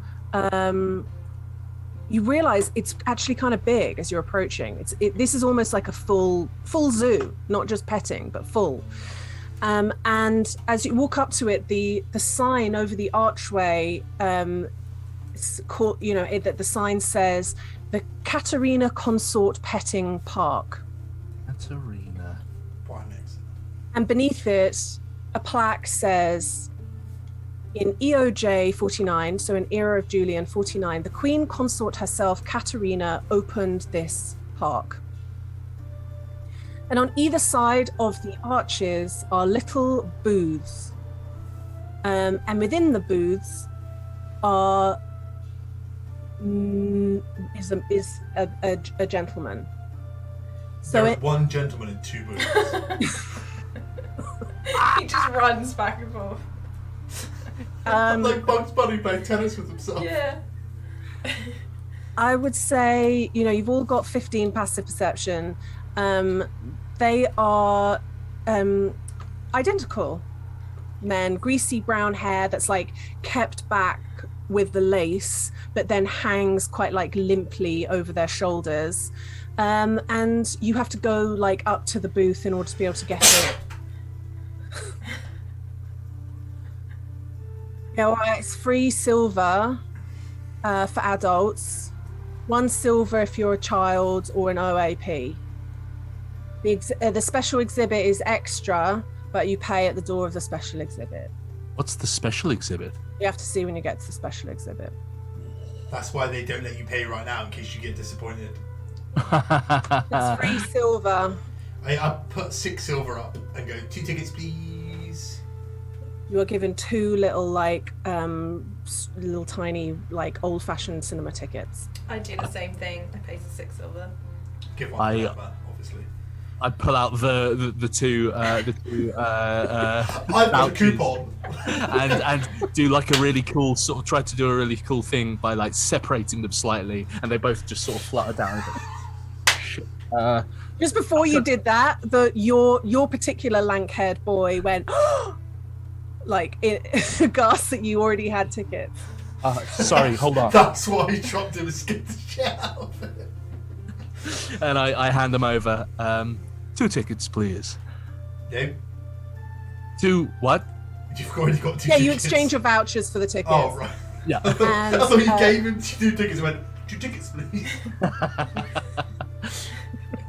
And the Triton pays for them and Mal. That's how Mal does. Yeah. And you are given a singular hand-drawn map to share between the group.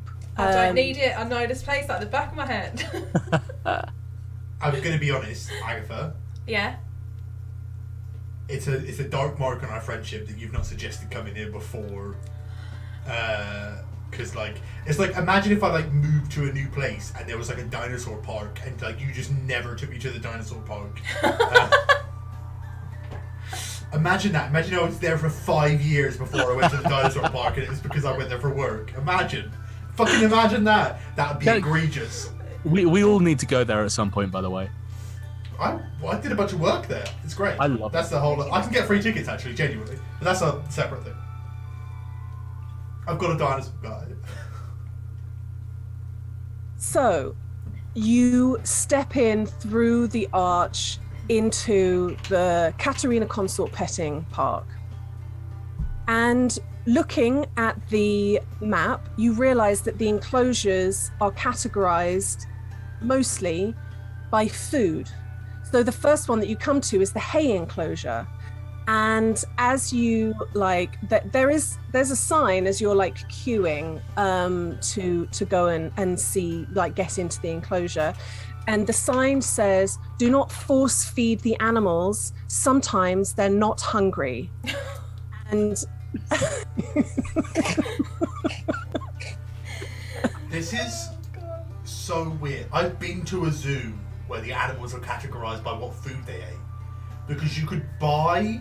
Yeah, that's my zoo. What's your zoo? What do you mean? That's my zoo. That's the zoo that I own. It's Lydia's zoo. It was in Spain, so... But you could buy like a small bucket of fruit or a bag of hay, and I fed giraffes for I paid €2 extra for the food. It was great. €2 extra, yeah, for the food. Yeah. It gets really rough when you get a bucket of offal, but you can't. There's no meat, boys. Carnivores.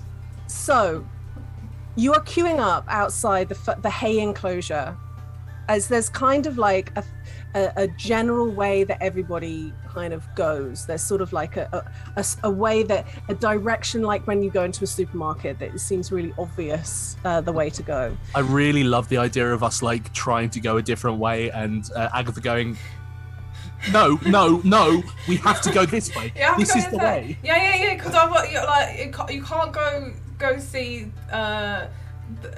the seed eaters before the hay eaters. That's just no. It goes, hey, seed me. Hey, seed Hey, me. seed me. What about fruit? And then fruit's at the end. Why is fruit after me? It's pudding. Kai and Hazes are looking at you all and then looking at each other. Just Dodeca crew. They're crazy. Not that crazy. We're a fucking pet zoo.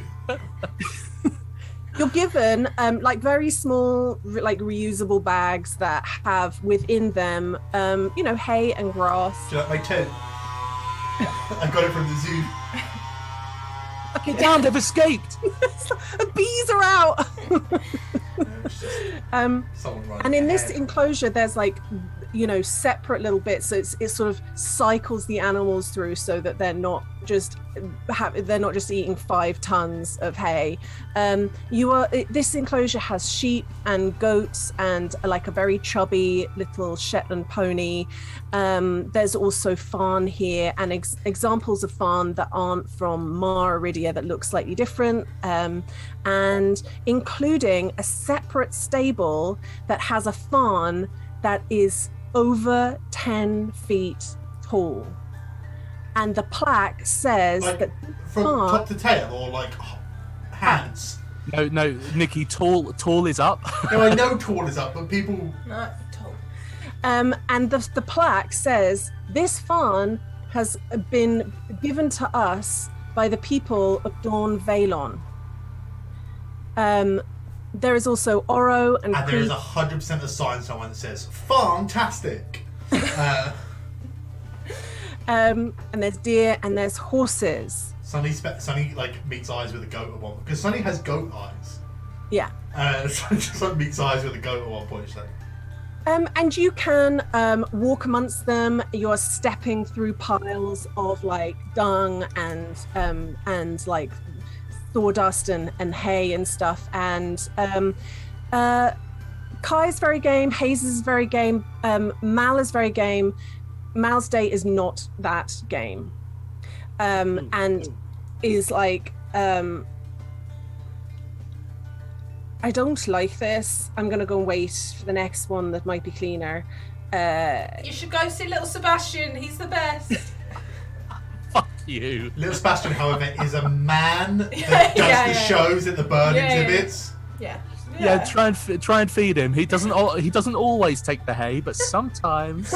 He's a halfling called Sebastian who, instead of letting a hawk land on him, he lets the hawk pick him up, and he's got one of those. So you see, this is the average lifting capacity of a full-grown hawk. You spend some time there feeding the animals. You move on to the grain enclosure. And you are given a big bag of grain. You There's also never have two. you also have an option of a very small drawstring bag that has dead flies in it, should you wish to take that as well. And in this enclosure, there is Souvenirs. ducks and chickens, and you also find frogs and toads and some lizards, which you would give the dead flies to. And there's also a little area that has meerkats and prairie dogs, and that are all like socialized enough. I mean, there's quite a few children that like get let in with you. It's like a big group of people kind of swarm forth to touch the animals. And the children can like pet little hedgehogs and stoats and stuff, and there are people who are like teaching them how to handle them and so on. I think Haraith is absolutely just like reading all of the sort of signs that You're like a dad. yeah, Hands behind back. all the sponsorship signs, like, oh look, this prairie dog sponsored by Timmy Westwood, And he's named it Prairie quite contrary. Hey, apparently, according to this sign, prairie dogs were actually the size of Fawn until someone casted a prolonged reduce spell on them. Hazes is like, I did know that. I did know that. Yeah. It is so interesting though, isn't it? And you move on to the next enclosure that is called, unfortunately, is called the flesh enclosure. Oh, it's the best one. It's the best one.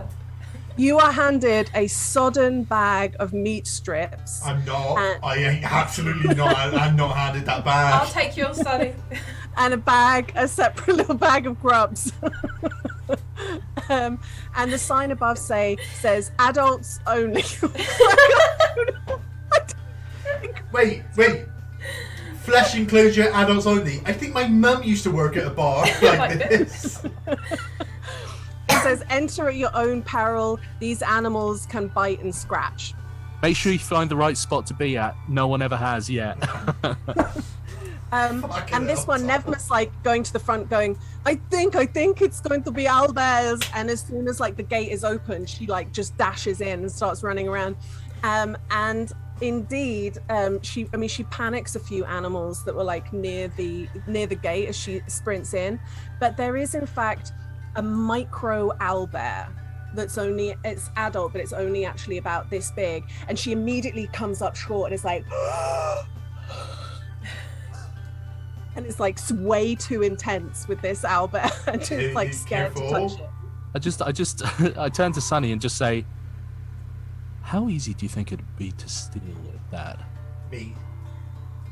Actually, probably quite easy. But like, let's not. We couldn't handle it, mate. We couldn't handle a dog. What do you think we do? In 2 days' time, when you give old drunk George a fucking baby owlbear. Don't want it anymore. Additionally, there's a small creature called a Kavori, which is New law. it's from the Khotan Empire. So the plaque. So Hariath reads out from the plaque. Apparently, this is from the Khotan Empire. Khotan. Oh, Khotan. Like if you're like doing a treatment on your fence, you know, you're coating it. Ah, okay. At first, this little animal looks like a tiny emu, but on further inspection, you can see that it's actually got like horns that curl out from the side of its head. Its head is extremely oval in this direction, and then there's also horns that go out. And as you like look closer at it, you see like it's like pink, like fleshy legs are a bit chunkier, and where there would be like a beak is actually like a little pursed mouth. I hate this one. Have you made Stewie Griffin in fucking D&D? New friends. And it just kind of stands there with its eyes like really low down on its head, like close to where its little mouth is, like looking at everybody really, really intensely, and like it sachets around with loads of attitude around the like enclosure. Fucking hate that one. Yeah, that is the worst one. Does that mental look like that? Yeah, mate, it's not good. It fully is. Oh, apparently this one's from the Khotan Empire. And there is also a tiny creature that looks like a chipmunk, but actually also has a trunk, like an elephant trunk, Chip trunk. and extremely jolly eyes. And its trunk is like truffling around and pushing grubs into. So like an elephant shrew, or like a Like an elephant shrew, yeah.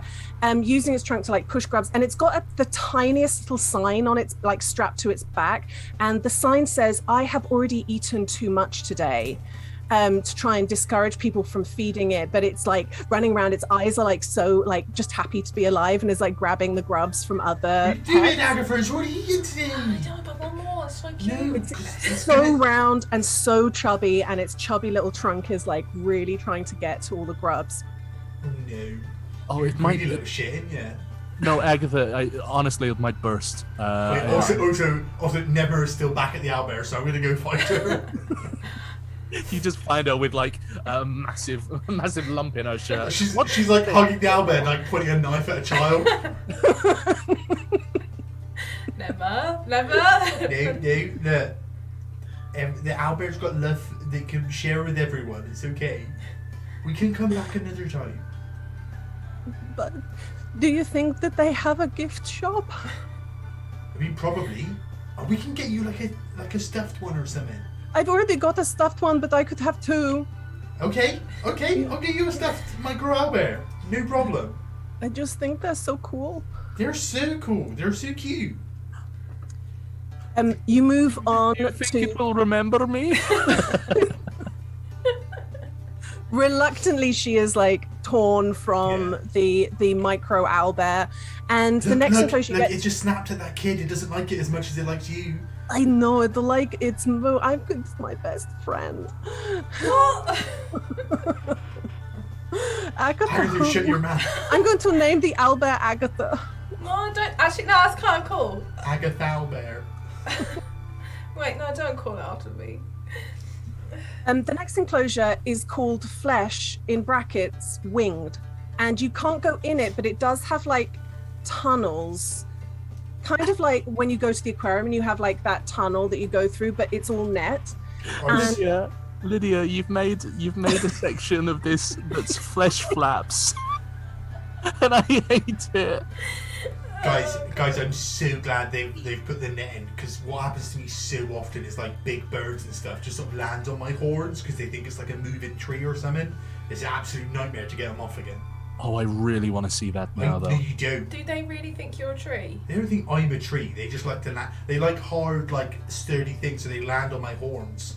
Has that ever happened to you, Hazes? No, but then I don't have loads of feeling when it gets to the very end up here, so I'm not sure if I'd know, which now worries me that I've been being undermined by birds, and I don't. Wait, you don't have feeling in the end of your horns? Well, I can feel the bits that are here, but the ones that's back here, I don't really feel that much. I feel all of my horns. Do you ever get them clipped? Do you ever get them No. filed down? No. That would hurt Some do. so much. Whilst this conversation is happening, Harath just adds that little factoid that she can't feel the end of her horns to, for next safe day. She wakes up and you have cut off her horns. Hey, Agatha! God, that's the worst. Actually, I really regret saying that. Oh. No, see, No, my it's horns fine. have never been longer than this. They just stopped growing. But you can feel them. yeah. Yeah, I can feel like it's not like the same as like. It's a bit like, you know how you can sort of feel. It's like I can feel the resistance. It's a bit like, you know, how you can feel when someone touches your teeth. Yeah, but you've got like nerves in your teeth. You don't. I didn't think. But like in the base of my horns, there's nerves. Oh. And because it like runs all around my head, you know, like the only parts that are like off my head are just these little bits here, you know. And you. Oh, okay. It's so you like feel it here, but not like here. No, I can feel it all because of like the pressure, you know. Right. Oh. Right. Okay. You know how you can feel stuff in the end of your ears. Yeah. I guess. I want to see fleshy flappers. The Right, you plaque gotta watch out here they don't nip reads, at your ears. children should not feed the winged animals. And you look up, and there are, in this enclosure, there are like micro hippogriffs. There's one that's like sitting and like trying to sun themselves, but there's not very much sun out, but they're just like... Are they like Pomeranian sized or like dog sized? Yes, very, very fluffy and round and not really scary at all. It's like a winged Pomeranian. That's fucking adorable. I want one. There's also tressims, which are winged cats that kind of look actually more like palace cats, like they're really not built for flying whatsoever. They're tiny little wings. So and very... according to all known laws of aviation, a palace cat should not know how to fly, but they do not care. You see some owls that look really normal until one of them goes to move, and they've actually got 4 legs, quite long legs. And there's a couple of like really grumpy looking bog standard vultures that just don't quite know how they got themselves in there. They just flew in before the next one up. Yeah, probably. And at the very, very center of the park is the special enclosure. Now, Agatha, you don't know what's in the special enclosure. You haven't. Because it's different, right? Is it new? It's different. It's sometimes it stays the same for a long time, but you haven't been. I've been in a while. I don't know if maybe. I mean, this was my experience of a lot of things. Is you could have the entry fee, but you couldn't have any of the added extras. Yeah, so I think that was. Got into the park, but you were never allowed into the special enclosure. Yeah, I think Agatha got the special enclosure once for. It was Mel's birthday do, like it was Mel's 10th or something, and they were like, "We'll treat you both to it this time." Lydia, I swear to God, if this is half of my uncle, then Yes. You see another person in a booth. This is a human, bit grubby looking, kind of looks like the boys in the booths outside. It's 10 gold pieces ahead to go into the special exhibit. What's in there? You'll have to see. This is why you don't pay at the door, isn't it? Because is it worth 10 gold? I've heard some things about little Sebastian. Is this where he is? Oh, We don't talk about little Sebastian. Oh, It's like Shamu.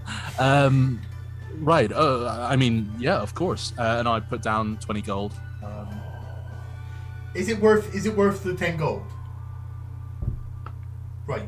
I'm not allowed to say. You're not allowed to say if it's worth it. You're not even allowed to tell me it is worth it.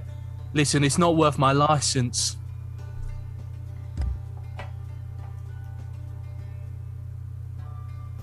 Come on, it'll be fun. I'll pay. I'll pay for me and Nevma. You realise that Mal and his date are actually not kind of with you at the moment. Yeah, I didn't expect them to. There's toilets nearby, right?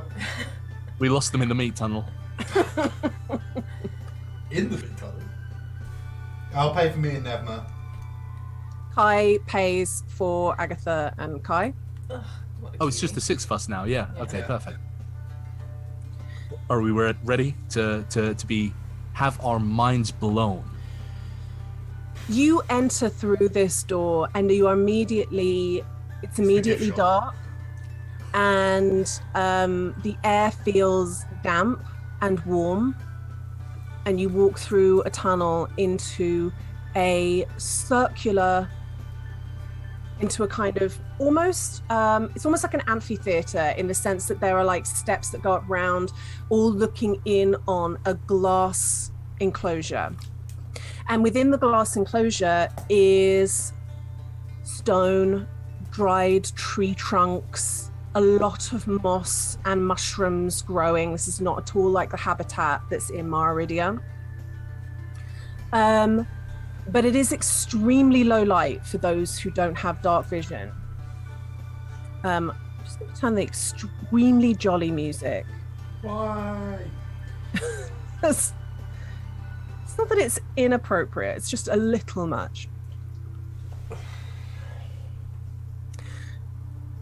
And it's completely still in the enclosure.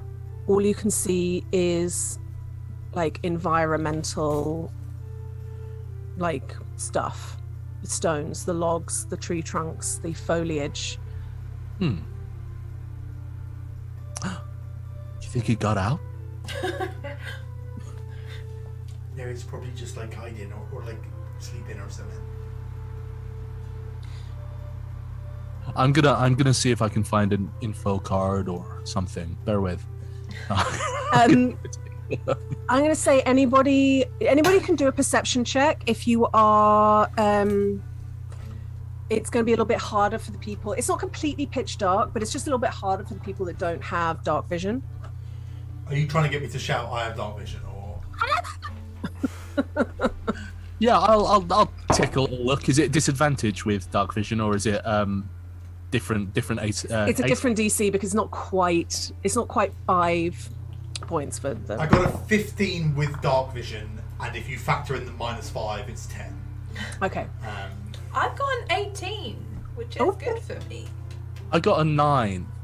Okay, Hiraeth, you that makes sense because you're actually looking for a plaque, and you stand staring at a plaque for a long time until you run your fingers over the plaque to try and like work it out, and it says toilets this way.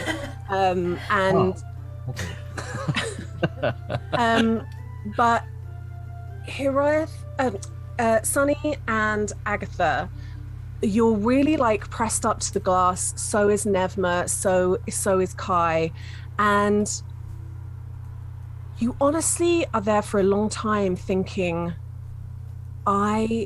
we've been ripped off.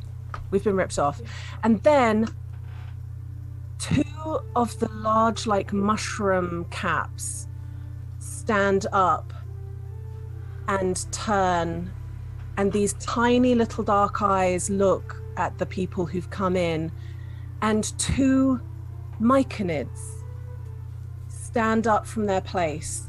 One has a very, very tall capped top of their head like a hat that is grey, and a kind of longer body with longer limbs, legs that kind of go out, almost like flared bell-bottom kind of legs. And the other one that stands up has a wider capped top to their head that in a kind of maroon and very like round body. And they look to one another and they take each other's hand and they slowly start walking around the enclosure, just holding hands. They just do a very, very slow circuit. Can I do some sort of check? Because that feels more like... These are people. Yeah, that feels more like humanoid than it feels like a creature. Yeah, I mean, do what kind of check are you wanting to do? I think I want investigation or nature. Do nature. Okay. 19.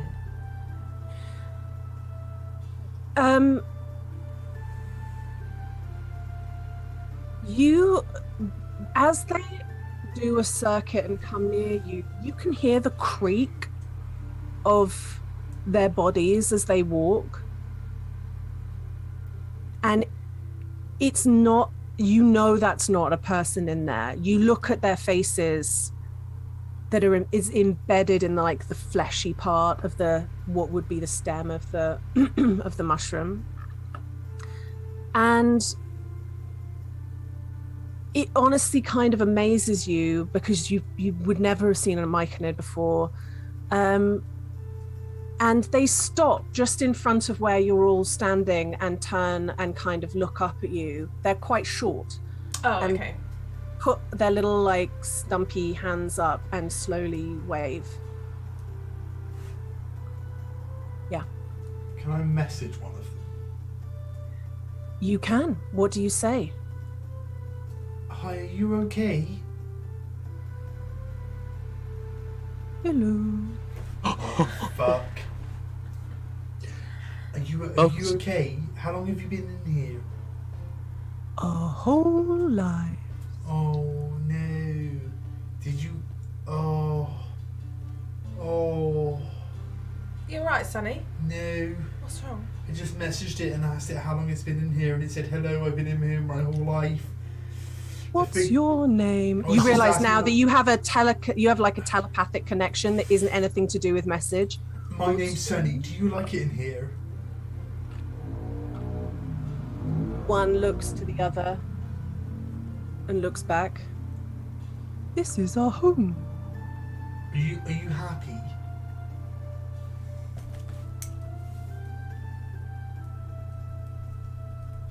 This is my wife, Kappa. Oh, that's so fucking cute. What's your name? My name's Alaric. Oh, that's so. Are you? Do you like living here?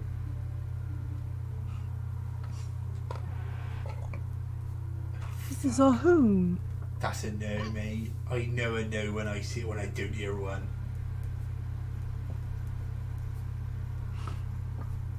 This is my wife. Can you say my name? Sunny. Oh fuck! I was hoping you was like a power or something. Oh fuck! Right, those things are alive. Yeah. That's his wife. Oh, that's Her name's cute. Capper. I didn't quite hear his name Wait, properly. what is his name? Sorry. Alaric. Alaric. Like a Garrick, but Alaric. Very funny. I mean, They're like living, like sentient people things. alright. So I found the toilets. Oh, Oh, Ariah, nice. Ariah, wonderful, love that. These guys, this is Oh. Alaric, and this is Capper. They're like sentient. They know my name and if I told them my name, but they like repeated it back, and like they're married. Oh, And this is where they live. And every time I ask them if they like being here, he just says, "This is my home." ah. Have I ever seen a Myconid before? Roll history for me, please. Rolling history. That's a 14 on the dice. So what is it going to be? -5. Oh, it's minus nothing. So 14. You have not seen a Myconid before. You haven't heard the word either. You haven't heard the word Myconid. However, you have heard stories about subterranean people made that are part of a fungus family that's like people, but also fungus. But they're warriors. They're a proud race of warriors that often like fight for. And they don't look like these very short, Okay. round people that you're looking at. Oh. You know, these look like something from back home. Well, they don't quite. The ones from home are, yeah, fierce and warrior-like. Yeah, but like dogs used to be wolves, innit? Until they put them in like enclosures and shit. I don't like that they're sentient, or that they can speak to you. I mean, I love that for them, but like, it's just sort of like I don't like that. I don't like that. Plus the situation they're in, because also they're doing that thing where I'm like, "Are you happy here?" And they're like, "This is my home," and it's like, dude, I need you to know that you can want more for you than you currently have. You know. Yeah, but like, what are we gonna do? Agatha, Break you them? hear in your head, Oh. your hair looks soft. Fuck. Oh, thanks. Do you want to come hang with us? Kappa, the maroon-headed, rounder one, puts their kind of stumpy hand up on the window and just goes, "Nice to meet you. I'm Kappa." Nice to meet you, Kappa. I'm right. I'm gonna go ape shit. I'm Do- actually gonna ruin Do you that like bloke. it here? I like my husband. He's called Alaric. Alaric is cool. I sleep on the moss bed. Is it comfortable? So soft. Oh, it looks comfortable. I Does- worry if we break him out, it's gonna be too hot. Oh yeah, we can't They bring- sweep up our spores every day. They sweep up your spores. Like, so they come in and sweep up your spores. They sweep up our spores and take them away.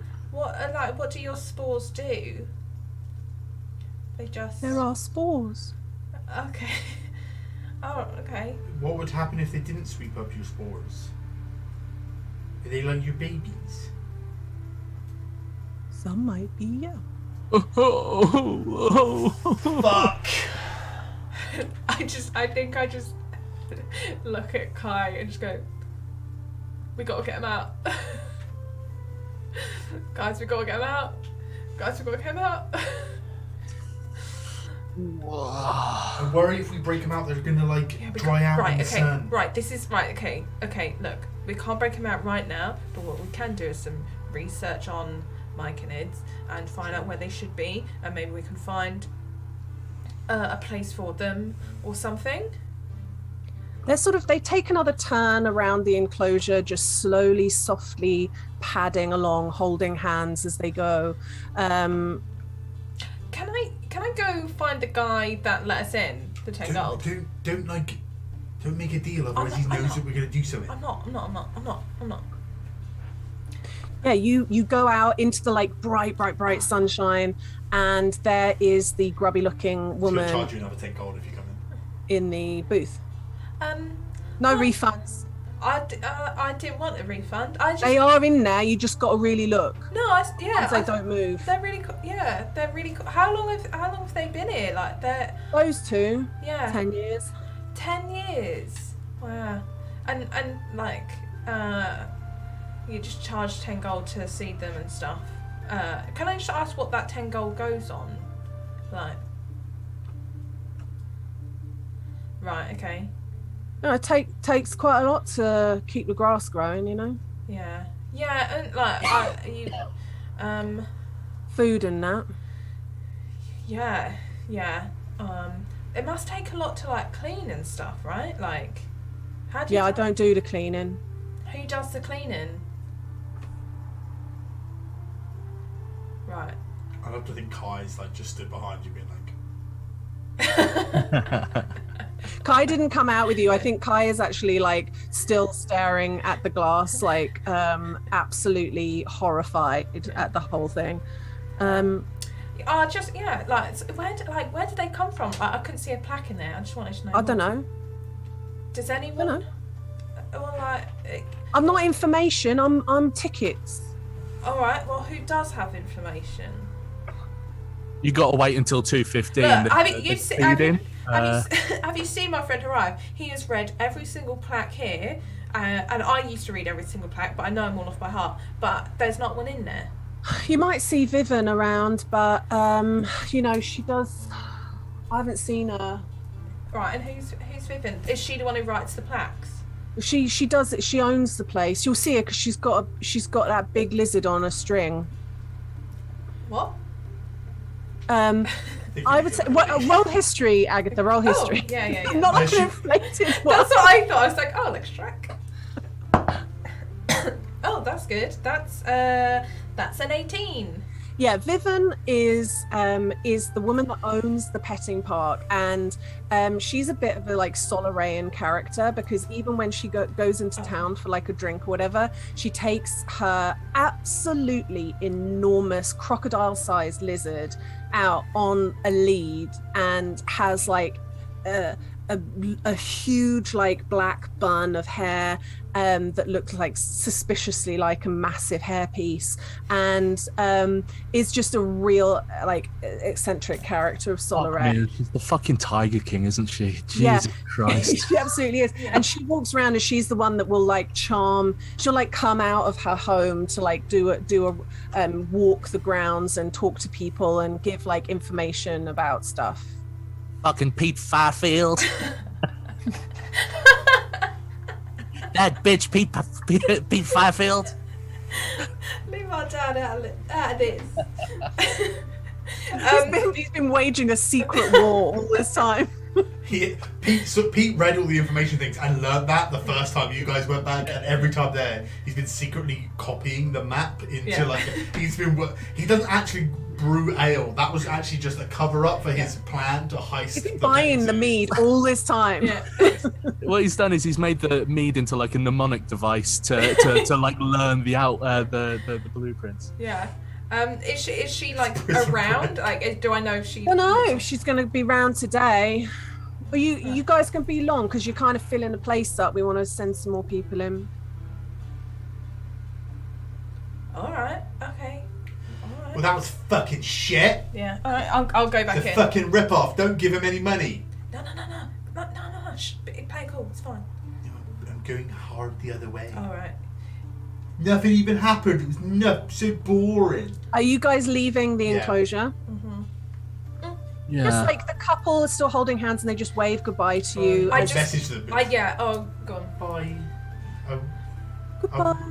I'll try and help you. I'm so sorry. This is the situation you're in. I'm gonna get you out of here. I promise. That frightens us. Oh, do you not want to leave here? This is my wife. We have a log. And they point like a fallen tree. We've got to do so much research, guys.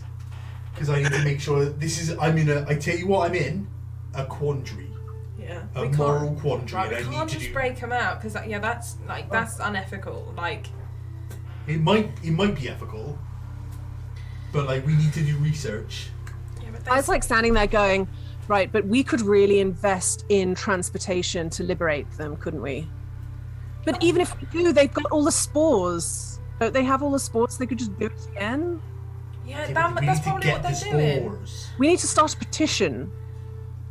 Is what we need. Yes, a petition. Close If this. I everyone don't know knows, if we close this whole place down, what happens to all of the animals? we'll I'm assuming take they them. get eaten. Me and Neville will take them all. Right. There is actually one final enclosure that you haven't been to yet, and it's What is on it? the way. You go past it, it's on the way We out. should Oh, go. I'll go to the We're gift all shop. leaving mildly crestfallen. Sort of. Yeah, you're absolutely bummed out, but you've got one final thing, and it's the pig enclosure. And no one is allowed in, but you can look over like the fences. The mud is deep, it is wet, but there is a plaque that says, in this enclosure is slippery sausage from era of Julian 104, era of Julian 102, era of Julian 100. And there's about like 7 pigs like sloshing about. I immediately start tying back my hair again. No, start you taking can't off get my- in. No, right. It's not every time. Can't go in the enclosure every time you see slippery sausage. Hazes is like, it's, they've been pardoned. Once they've done their day, they never have to play that game again. It's amazing. Is it like the presidential pardon turkey? Yes, they'll never be eaten. They just get to live now. That's how it works. Can everyone make for me? Wait, hang on a second. Yeah, because everyone's about the same, aren't they? A perception check for me, please. I cannot tell you how happy I am that the joke that I've been making this entire time is actually not true. 14. 16. 18. Oh wait, no, that was an 18 on the die, so 23. -5. Oh yeah, so 18. Hiriath. Everybody else is kind of moving on, but because of your connection to slippery sausage, you are leaning over the fence. Fuck. Yeah. The fence, trying to like reach slippery sausage, and something catches your eye, and as you zoom in. Zooming in odds. That's a thing that elves can do. I don't know if you Yeah. know this. That's why it's like, what do your Oh, elven eyes amazing. see? What do your elven eyes see? What I meant is, as you focus in, Yeah. you see what you could swear is a pewter ring on a finger embedded in the dirt, embedded in the mud. That's not what I was expecting, Lydia. How far away? It's maybe 5 meters away. Sorry to slip into meters, whatever that is in feet. Oh, I mean, fucking hell. Tom. You've got two trained thieves with mage hand. Oh, okay, cool. Yeah. So I climb over. I just kind of, I think I just kind of, like, as everyone's leaving, just like grab Nevma by the arm. What is? What are you? I don't want to look at the pigs. Just pull over and just kind of go, look there, Nevma. You see, next to the pile of shit. Is that a finger? That is a finger. Oh. Do you And think she looks up. There's a man in the enclosure that's like slinging feed and like into the thing. He's like a very, very overweight man, thin ponytail, like tons of rosacea, and sees you like pointing. Sausage. Oh. Sees you like pointing at the thing and like looks at where you're looking, and then starts like waddling away out of the enclosure. Into like this kind of staff area out the back of the Shit, he saw. Can you you want me to grab? Yeah. Could you? Guys, there's a finger in there. He just saw us see it and he's just run off. Do we make chase or do we just take the finger and run? Using mage hand, she pulls at the finger, and you see the mage hand like struggle for a second, and then a whole arm comes flopping out and is dropped by the mage hand, but like torn edges to the severed arm, and where you can see where it's been partially eaten by the pigs, and it just flops out onto the thing, and then you hear screaming from a couple of children that are further down the enclosure. I cast darkness on the enclosure.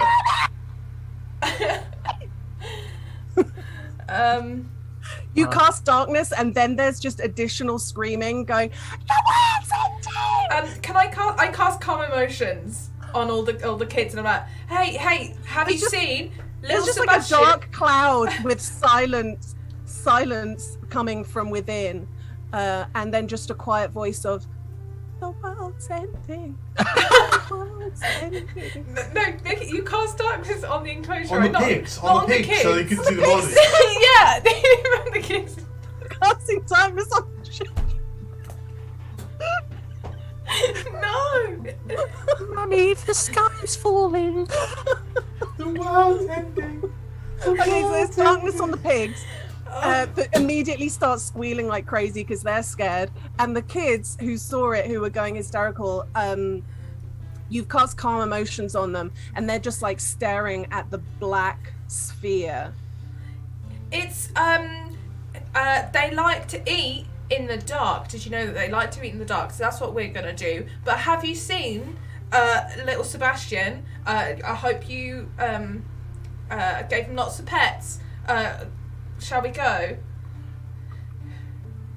They like turn around, and there's parents like marching up. Go away. Yeah. Parents like marching up and taking their kids by the hand and like looking at you like you've done something bad, and like walking away with their kids. Fine. No, fine. Come look at the No. Right, we've got to go like now. Go where? The arm? No, we've got the ring, right? No. That's a whole. Oh. The hand dropped it because it was a whole fucking arm. Can It was I a jump heavy in? arm. I'll jump in. Oh! I'll dispel the magic, dispel the darkness. I mean, Pigs has are it? now like scared and like racing around the enclosure. How like, close has alarm. the arm got to us at this point? The it's like a little bit closer, but it's not like the hand flung it near you. It like dropped it because a mage hand can only pick up so much weight, and it was heavy. I mean, fuck it. I'm already like half undressed because I wanted to. And you wrestle can handle a pig, so. And I can handle a pig canonically. I'm just gonna sort of like hop the fence, grab the arm. All right, let's roll for initiative.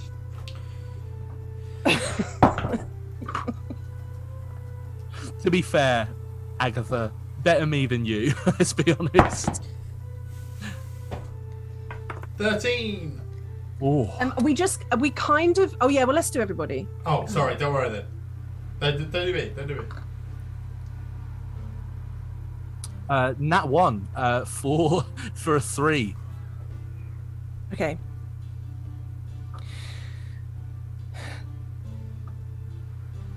So it's going to go all the pigs and then you. I don't remember what a pig stat is. Just quickly, I honestly didn't think that you'd go in. Where's I mean, if they're all going first, Lydia, I don't think it matters because they're just going to run around like mad, right? No, they're angry hogs. Looks like meat's back on the menu, boys. I think Horizon might die. How many pigs are in here? 7, I think he said.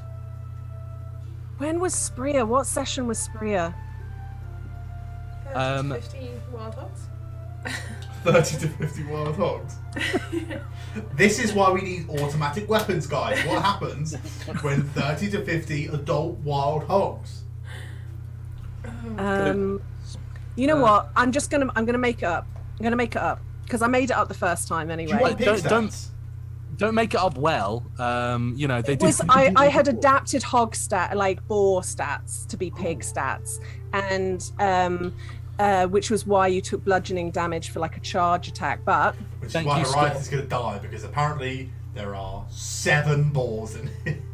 I will reiterate. I'd rather it be Horizon than Agatha that gets charged by boars. I'm just I saying. imagine Agatha went to go and jump in and Horizon just pushed her back. you're standing there ankle deep in really wet, squelchy mud. And you just, as the darkness has been dispelled, and one pig is like racing towards you and like misses you. The second one. Well, not that I want to be hit by pigs, but I would assume that I don't have my armor on. No, you don't. So I will just... Well, I mean, unless you're telling me that you've gone on your day off Exactly. to a petting zoo in full armor. Exactly.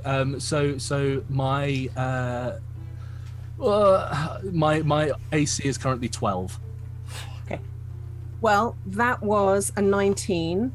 So you take 6 points of bludgeoning damage.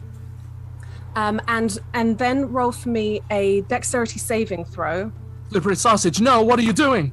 That was an 18 on the dice plus dex. Yeah, that's great. Plus, That's already so passed. 20. Yeah. It just hits you and bounces back and runs off, but you are not thrown into the mud. Final pig. It's a 2, so it misses. Vroom, the other one zooms by you. So only one pig hit. Pardon me? Did only one pig hit, or did I miss? No, there's 3 that are in initiative. The others are like over the other side of the pen. Like I wasn't gonna have like that many pigs. 18 all gunning for Horiath. Cool. So if it's my turn, first of all, I fling the arm backwards and just kind of like just to get it like out of the enclosure, get it like to someone to make start making It's editing. like throwing the bouquet at a wedding, but terrible in every way. And the lot of you, like you're either scattering or you're like Nevmo, who's like, me, please. And then I will try and start like schlopping out of the mud. Nice. All right.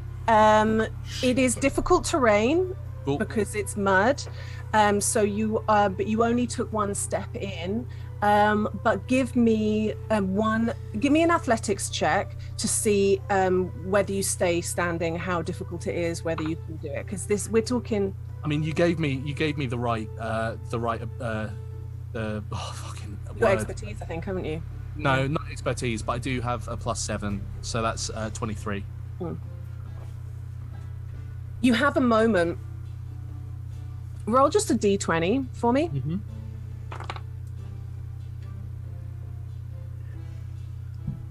That was a nat 1. Okay. That's absolutely fucking primo.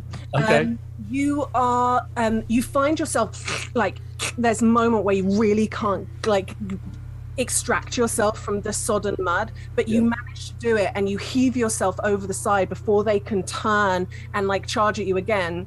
And as you stand there and like Agatha has hold of the arm, Nevma is oddly like holding the hand of the arm because she just wants to be involved.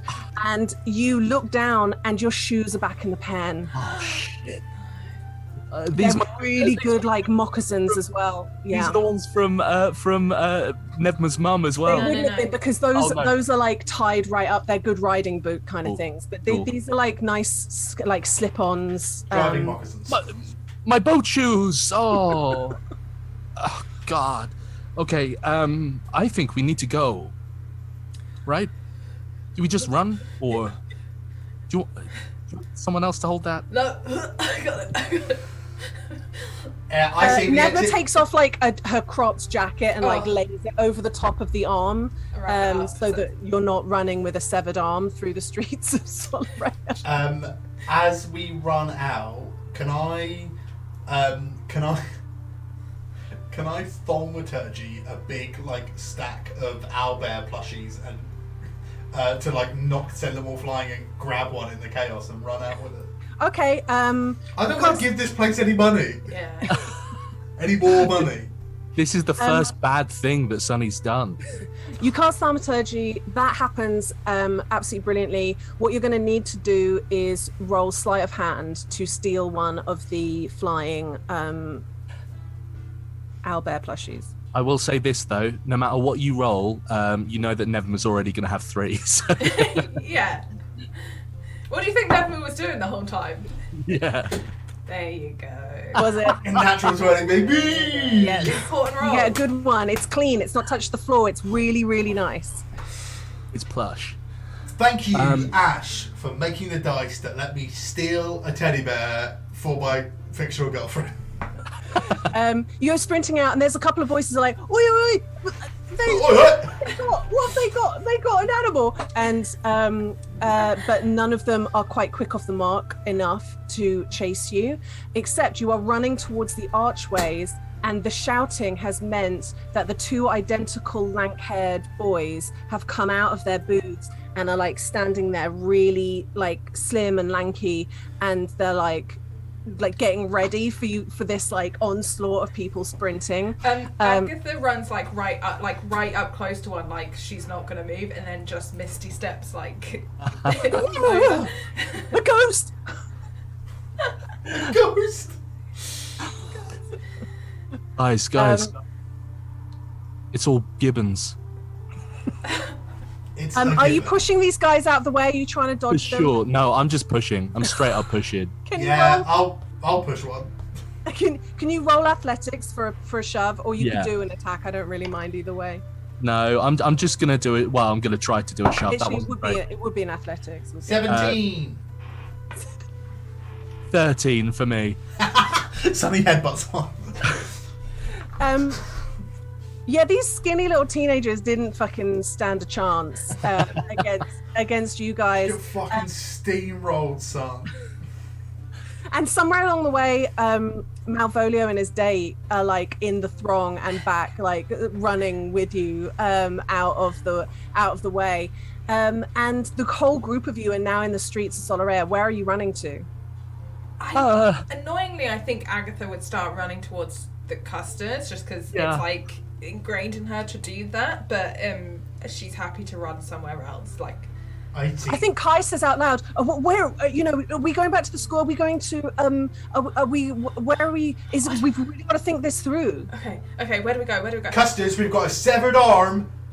I mean, I highly doubt that it's going to be anyone from the school. If it is a severed arm, if What if it is though? arm. Well, regardless, the custards need to know, and I don't want to get caught with an arm missing from someone. Okay, maybe we just tell Frogget and Tanner because like. I don't think it matters who knows, you know? And I let's turn be to honest, Jesus. I turn to Jesus and go, "I'm so sorry. I'm just so sorry about this. This is just kind of." He's par for the course though, Jesus. Yeah. So- I have to be at work in an hour.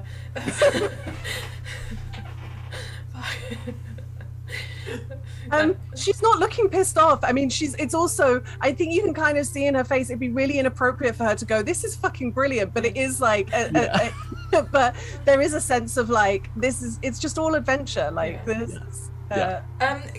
Can I, between me and Nevma, can we find somewhere that we know would give us like a breathing space for like 5 minutes? We can just stop and gather our thoughts and be like, maybe take a look at this arm before we decide what we're doing.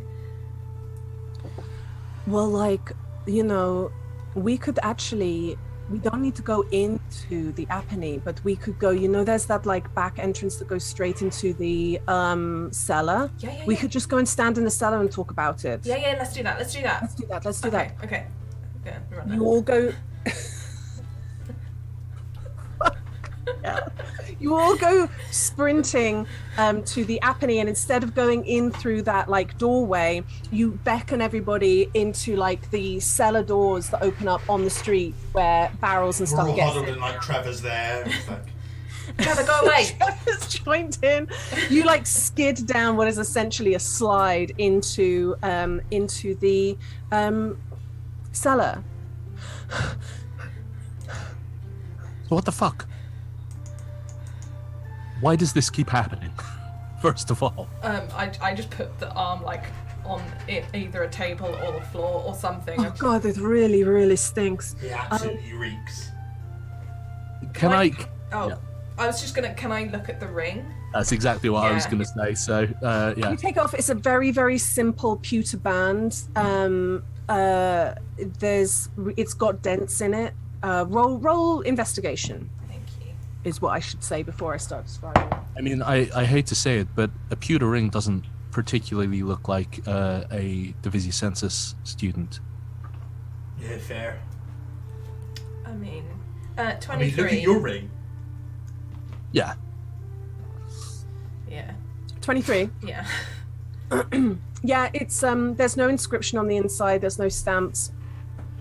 There's quite a few scuffs and dents.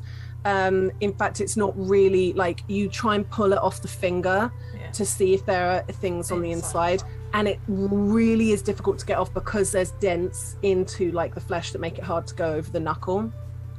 There's like a moment where somebody needs to take the other part of the arm and you're really like yanking at it. Is it on the forefinger? Is it on which finger is it on? Rude, but which finger is it on? Did you say that there's dents in it? Like it's sticking. Yeah, into the pewter is a skin? very, very soft metal. Okay. It's pretty much the the softest of all the metals Okay. that things get made out of. Sorry, I was suddenly like, wait, is it like a thingy ring? Because that like stabs. A thingy ring, Oh, what? Is in a a troubadour ring. No, troubadour? no, like the courtesan ring. Oh, No, a courtesan would have a crystal in it. Okay, yeah, cool. Okay. I mean, I kind of feel like this goes without saying, but nothing good can come of feeding your pigs human arms or people, you know? Whichever way you look at it, it's a crime. Yeah, Am I wrong in saying that? It's, you know. but who is it? And like, what are they doing at that place? I guess that's what we would hope to find out if we went to the Custers. If they have missing people that they're looking for, if they have anything like that. Oh, there were missing people posters Yes, about a Sandy and I have. You hear a voice from upstairs. There's like a voice that kind of goes, "Yeah, I'm gonna go and check." No, Dad, don't come down it. Don't come down it, Dad. Oh, I couldn't hear a voice. We're And then naked. he comes round the corner and goes, "Fucking hell, there's people in here." I try and hide the arm. Agatha, Repeat. Yeah, hey, what are Dad. people doing in my cellar? Oh, we're just having a meeting, Dad. Can you give us a minute? Agatha, in my cellar. What's going on? Can I just sort of like run up and just sort of say like just in his ear, just kind of like, I'm really sorry, Pete. I'm just I'm planning my promposal, and I'd love for just a little couple of minutes just to Sonny, just you tell him I'm proper for Will it. do, Yeah? Pete. Yeah. Like, absolutely. You've got 5 minutes, Agatha. Yeah, all right, Dad. What's that funny smell as well? One of you needs to wash. Put it now. 30 students. Send them out the back way as well. Don't you come through the pub with that smell. Oh, no, I won't, Dad. It's fine. Like, walks back up. You've got 5 minutes. All right, all right. Good Take a night, deep breath, Mariah. come back.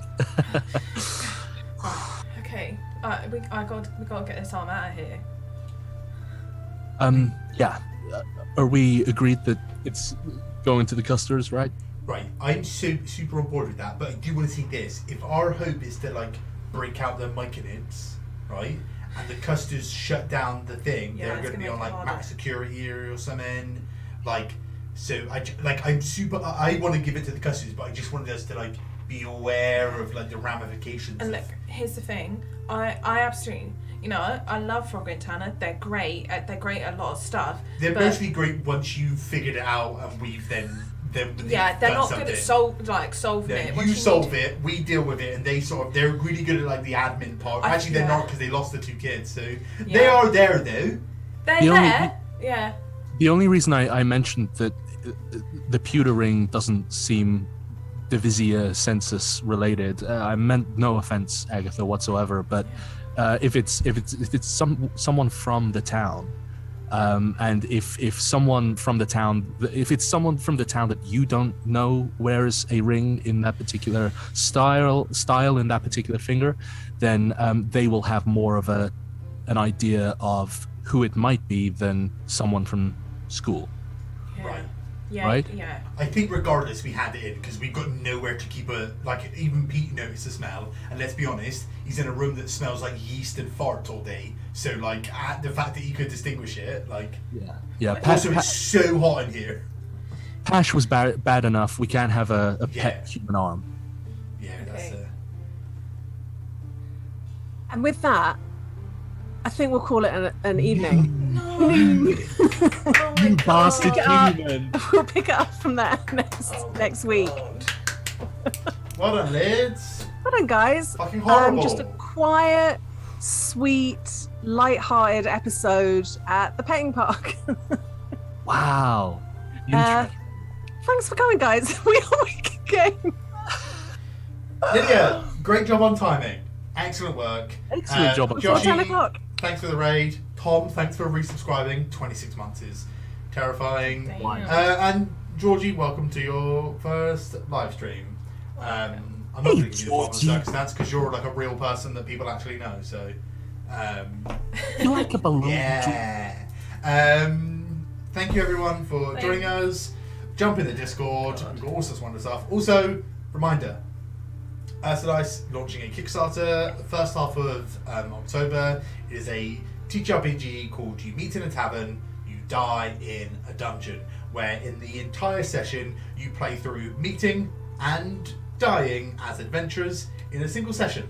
There's, Call it a meet and yeet, I believe. yeah, and you can register your interest on the Kickstarter now to be notified when it goes live. I'm sure we'll be talking about this more and more, so as soon as there's a date, we will let you know. Yeah. Dice has been very good to us, so it's only well and good that we show some of that love in return. I played a lot of their games, even the ones that aren't out, and they're incredibly fun. Yes. They're incredibly Big fun. fans. Um, Join us next week for Next week. more Severed Arms. And guess what else is Light next Freedom. week?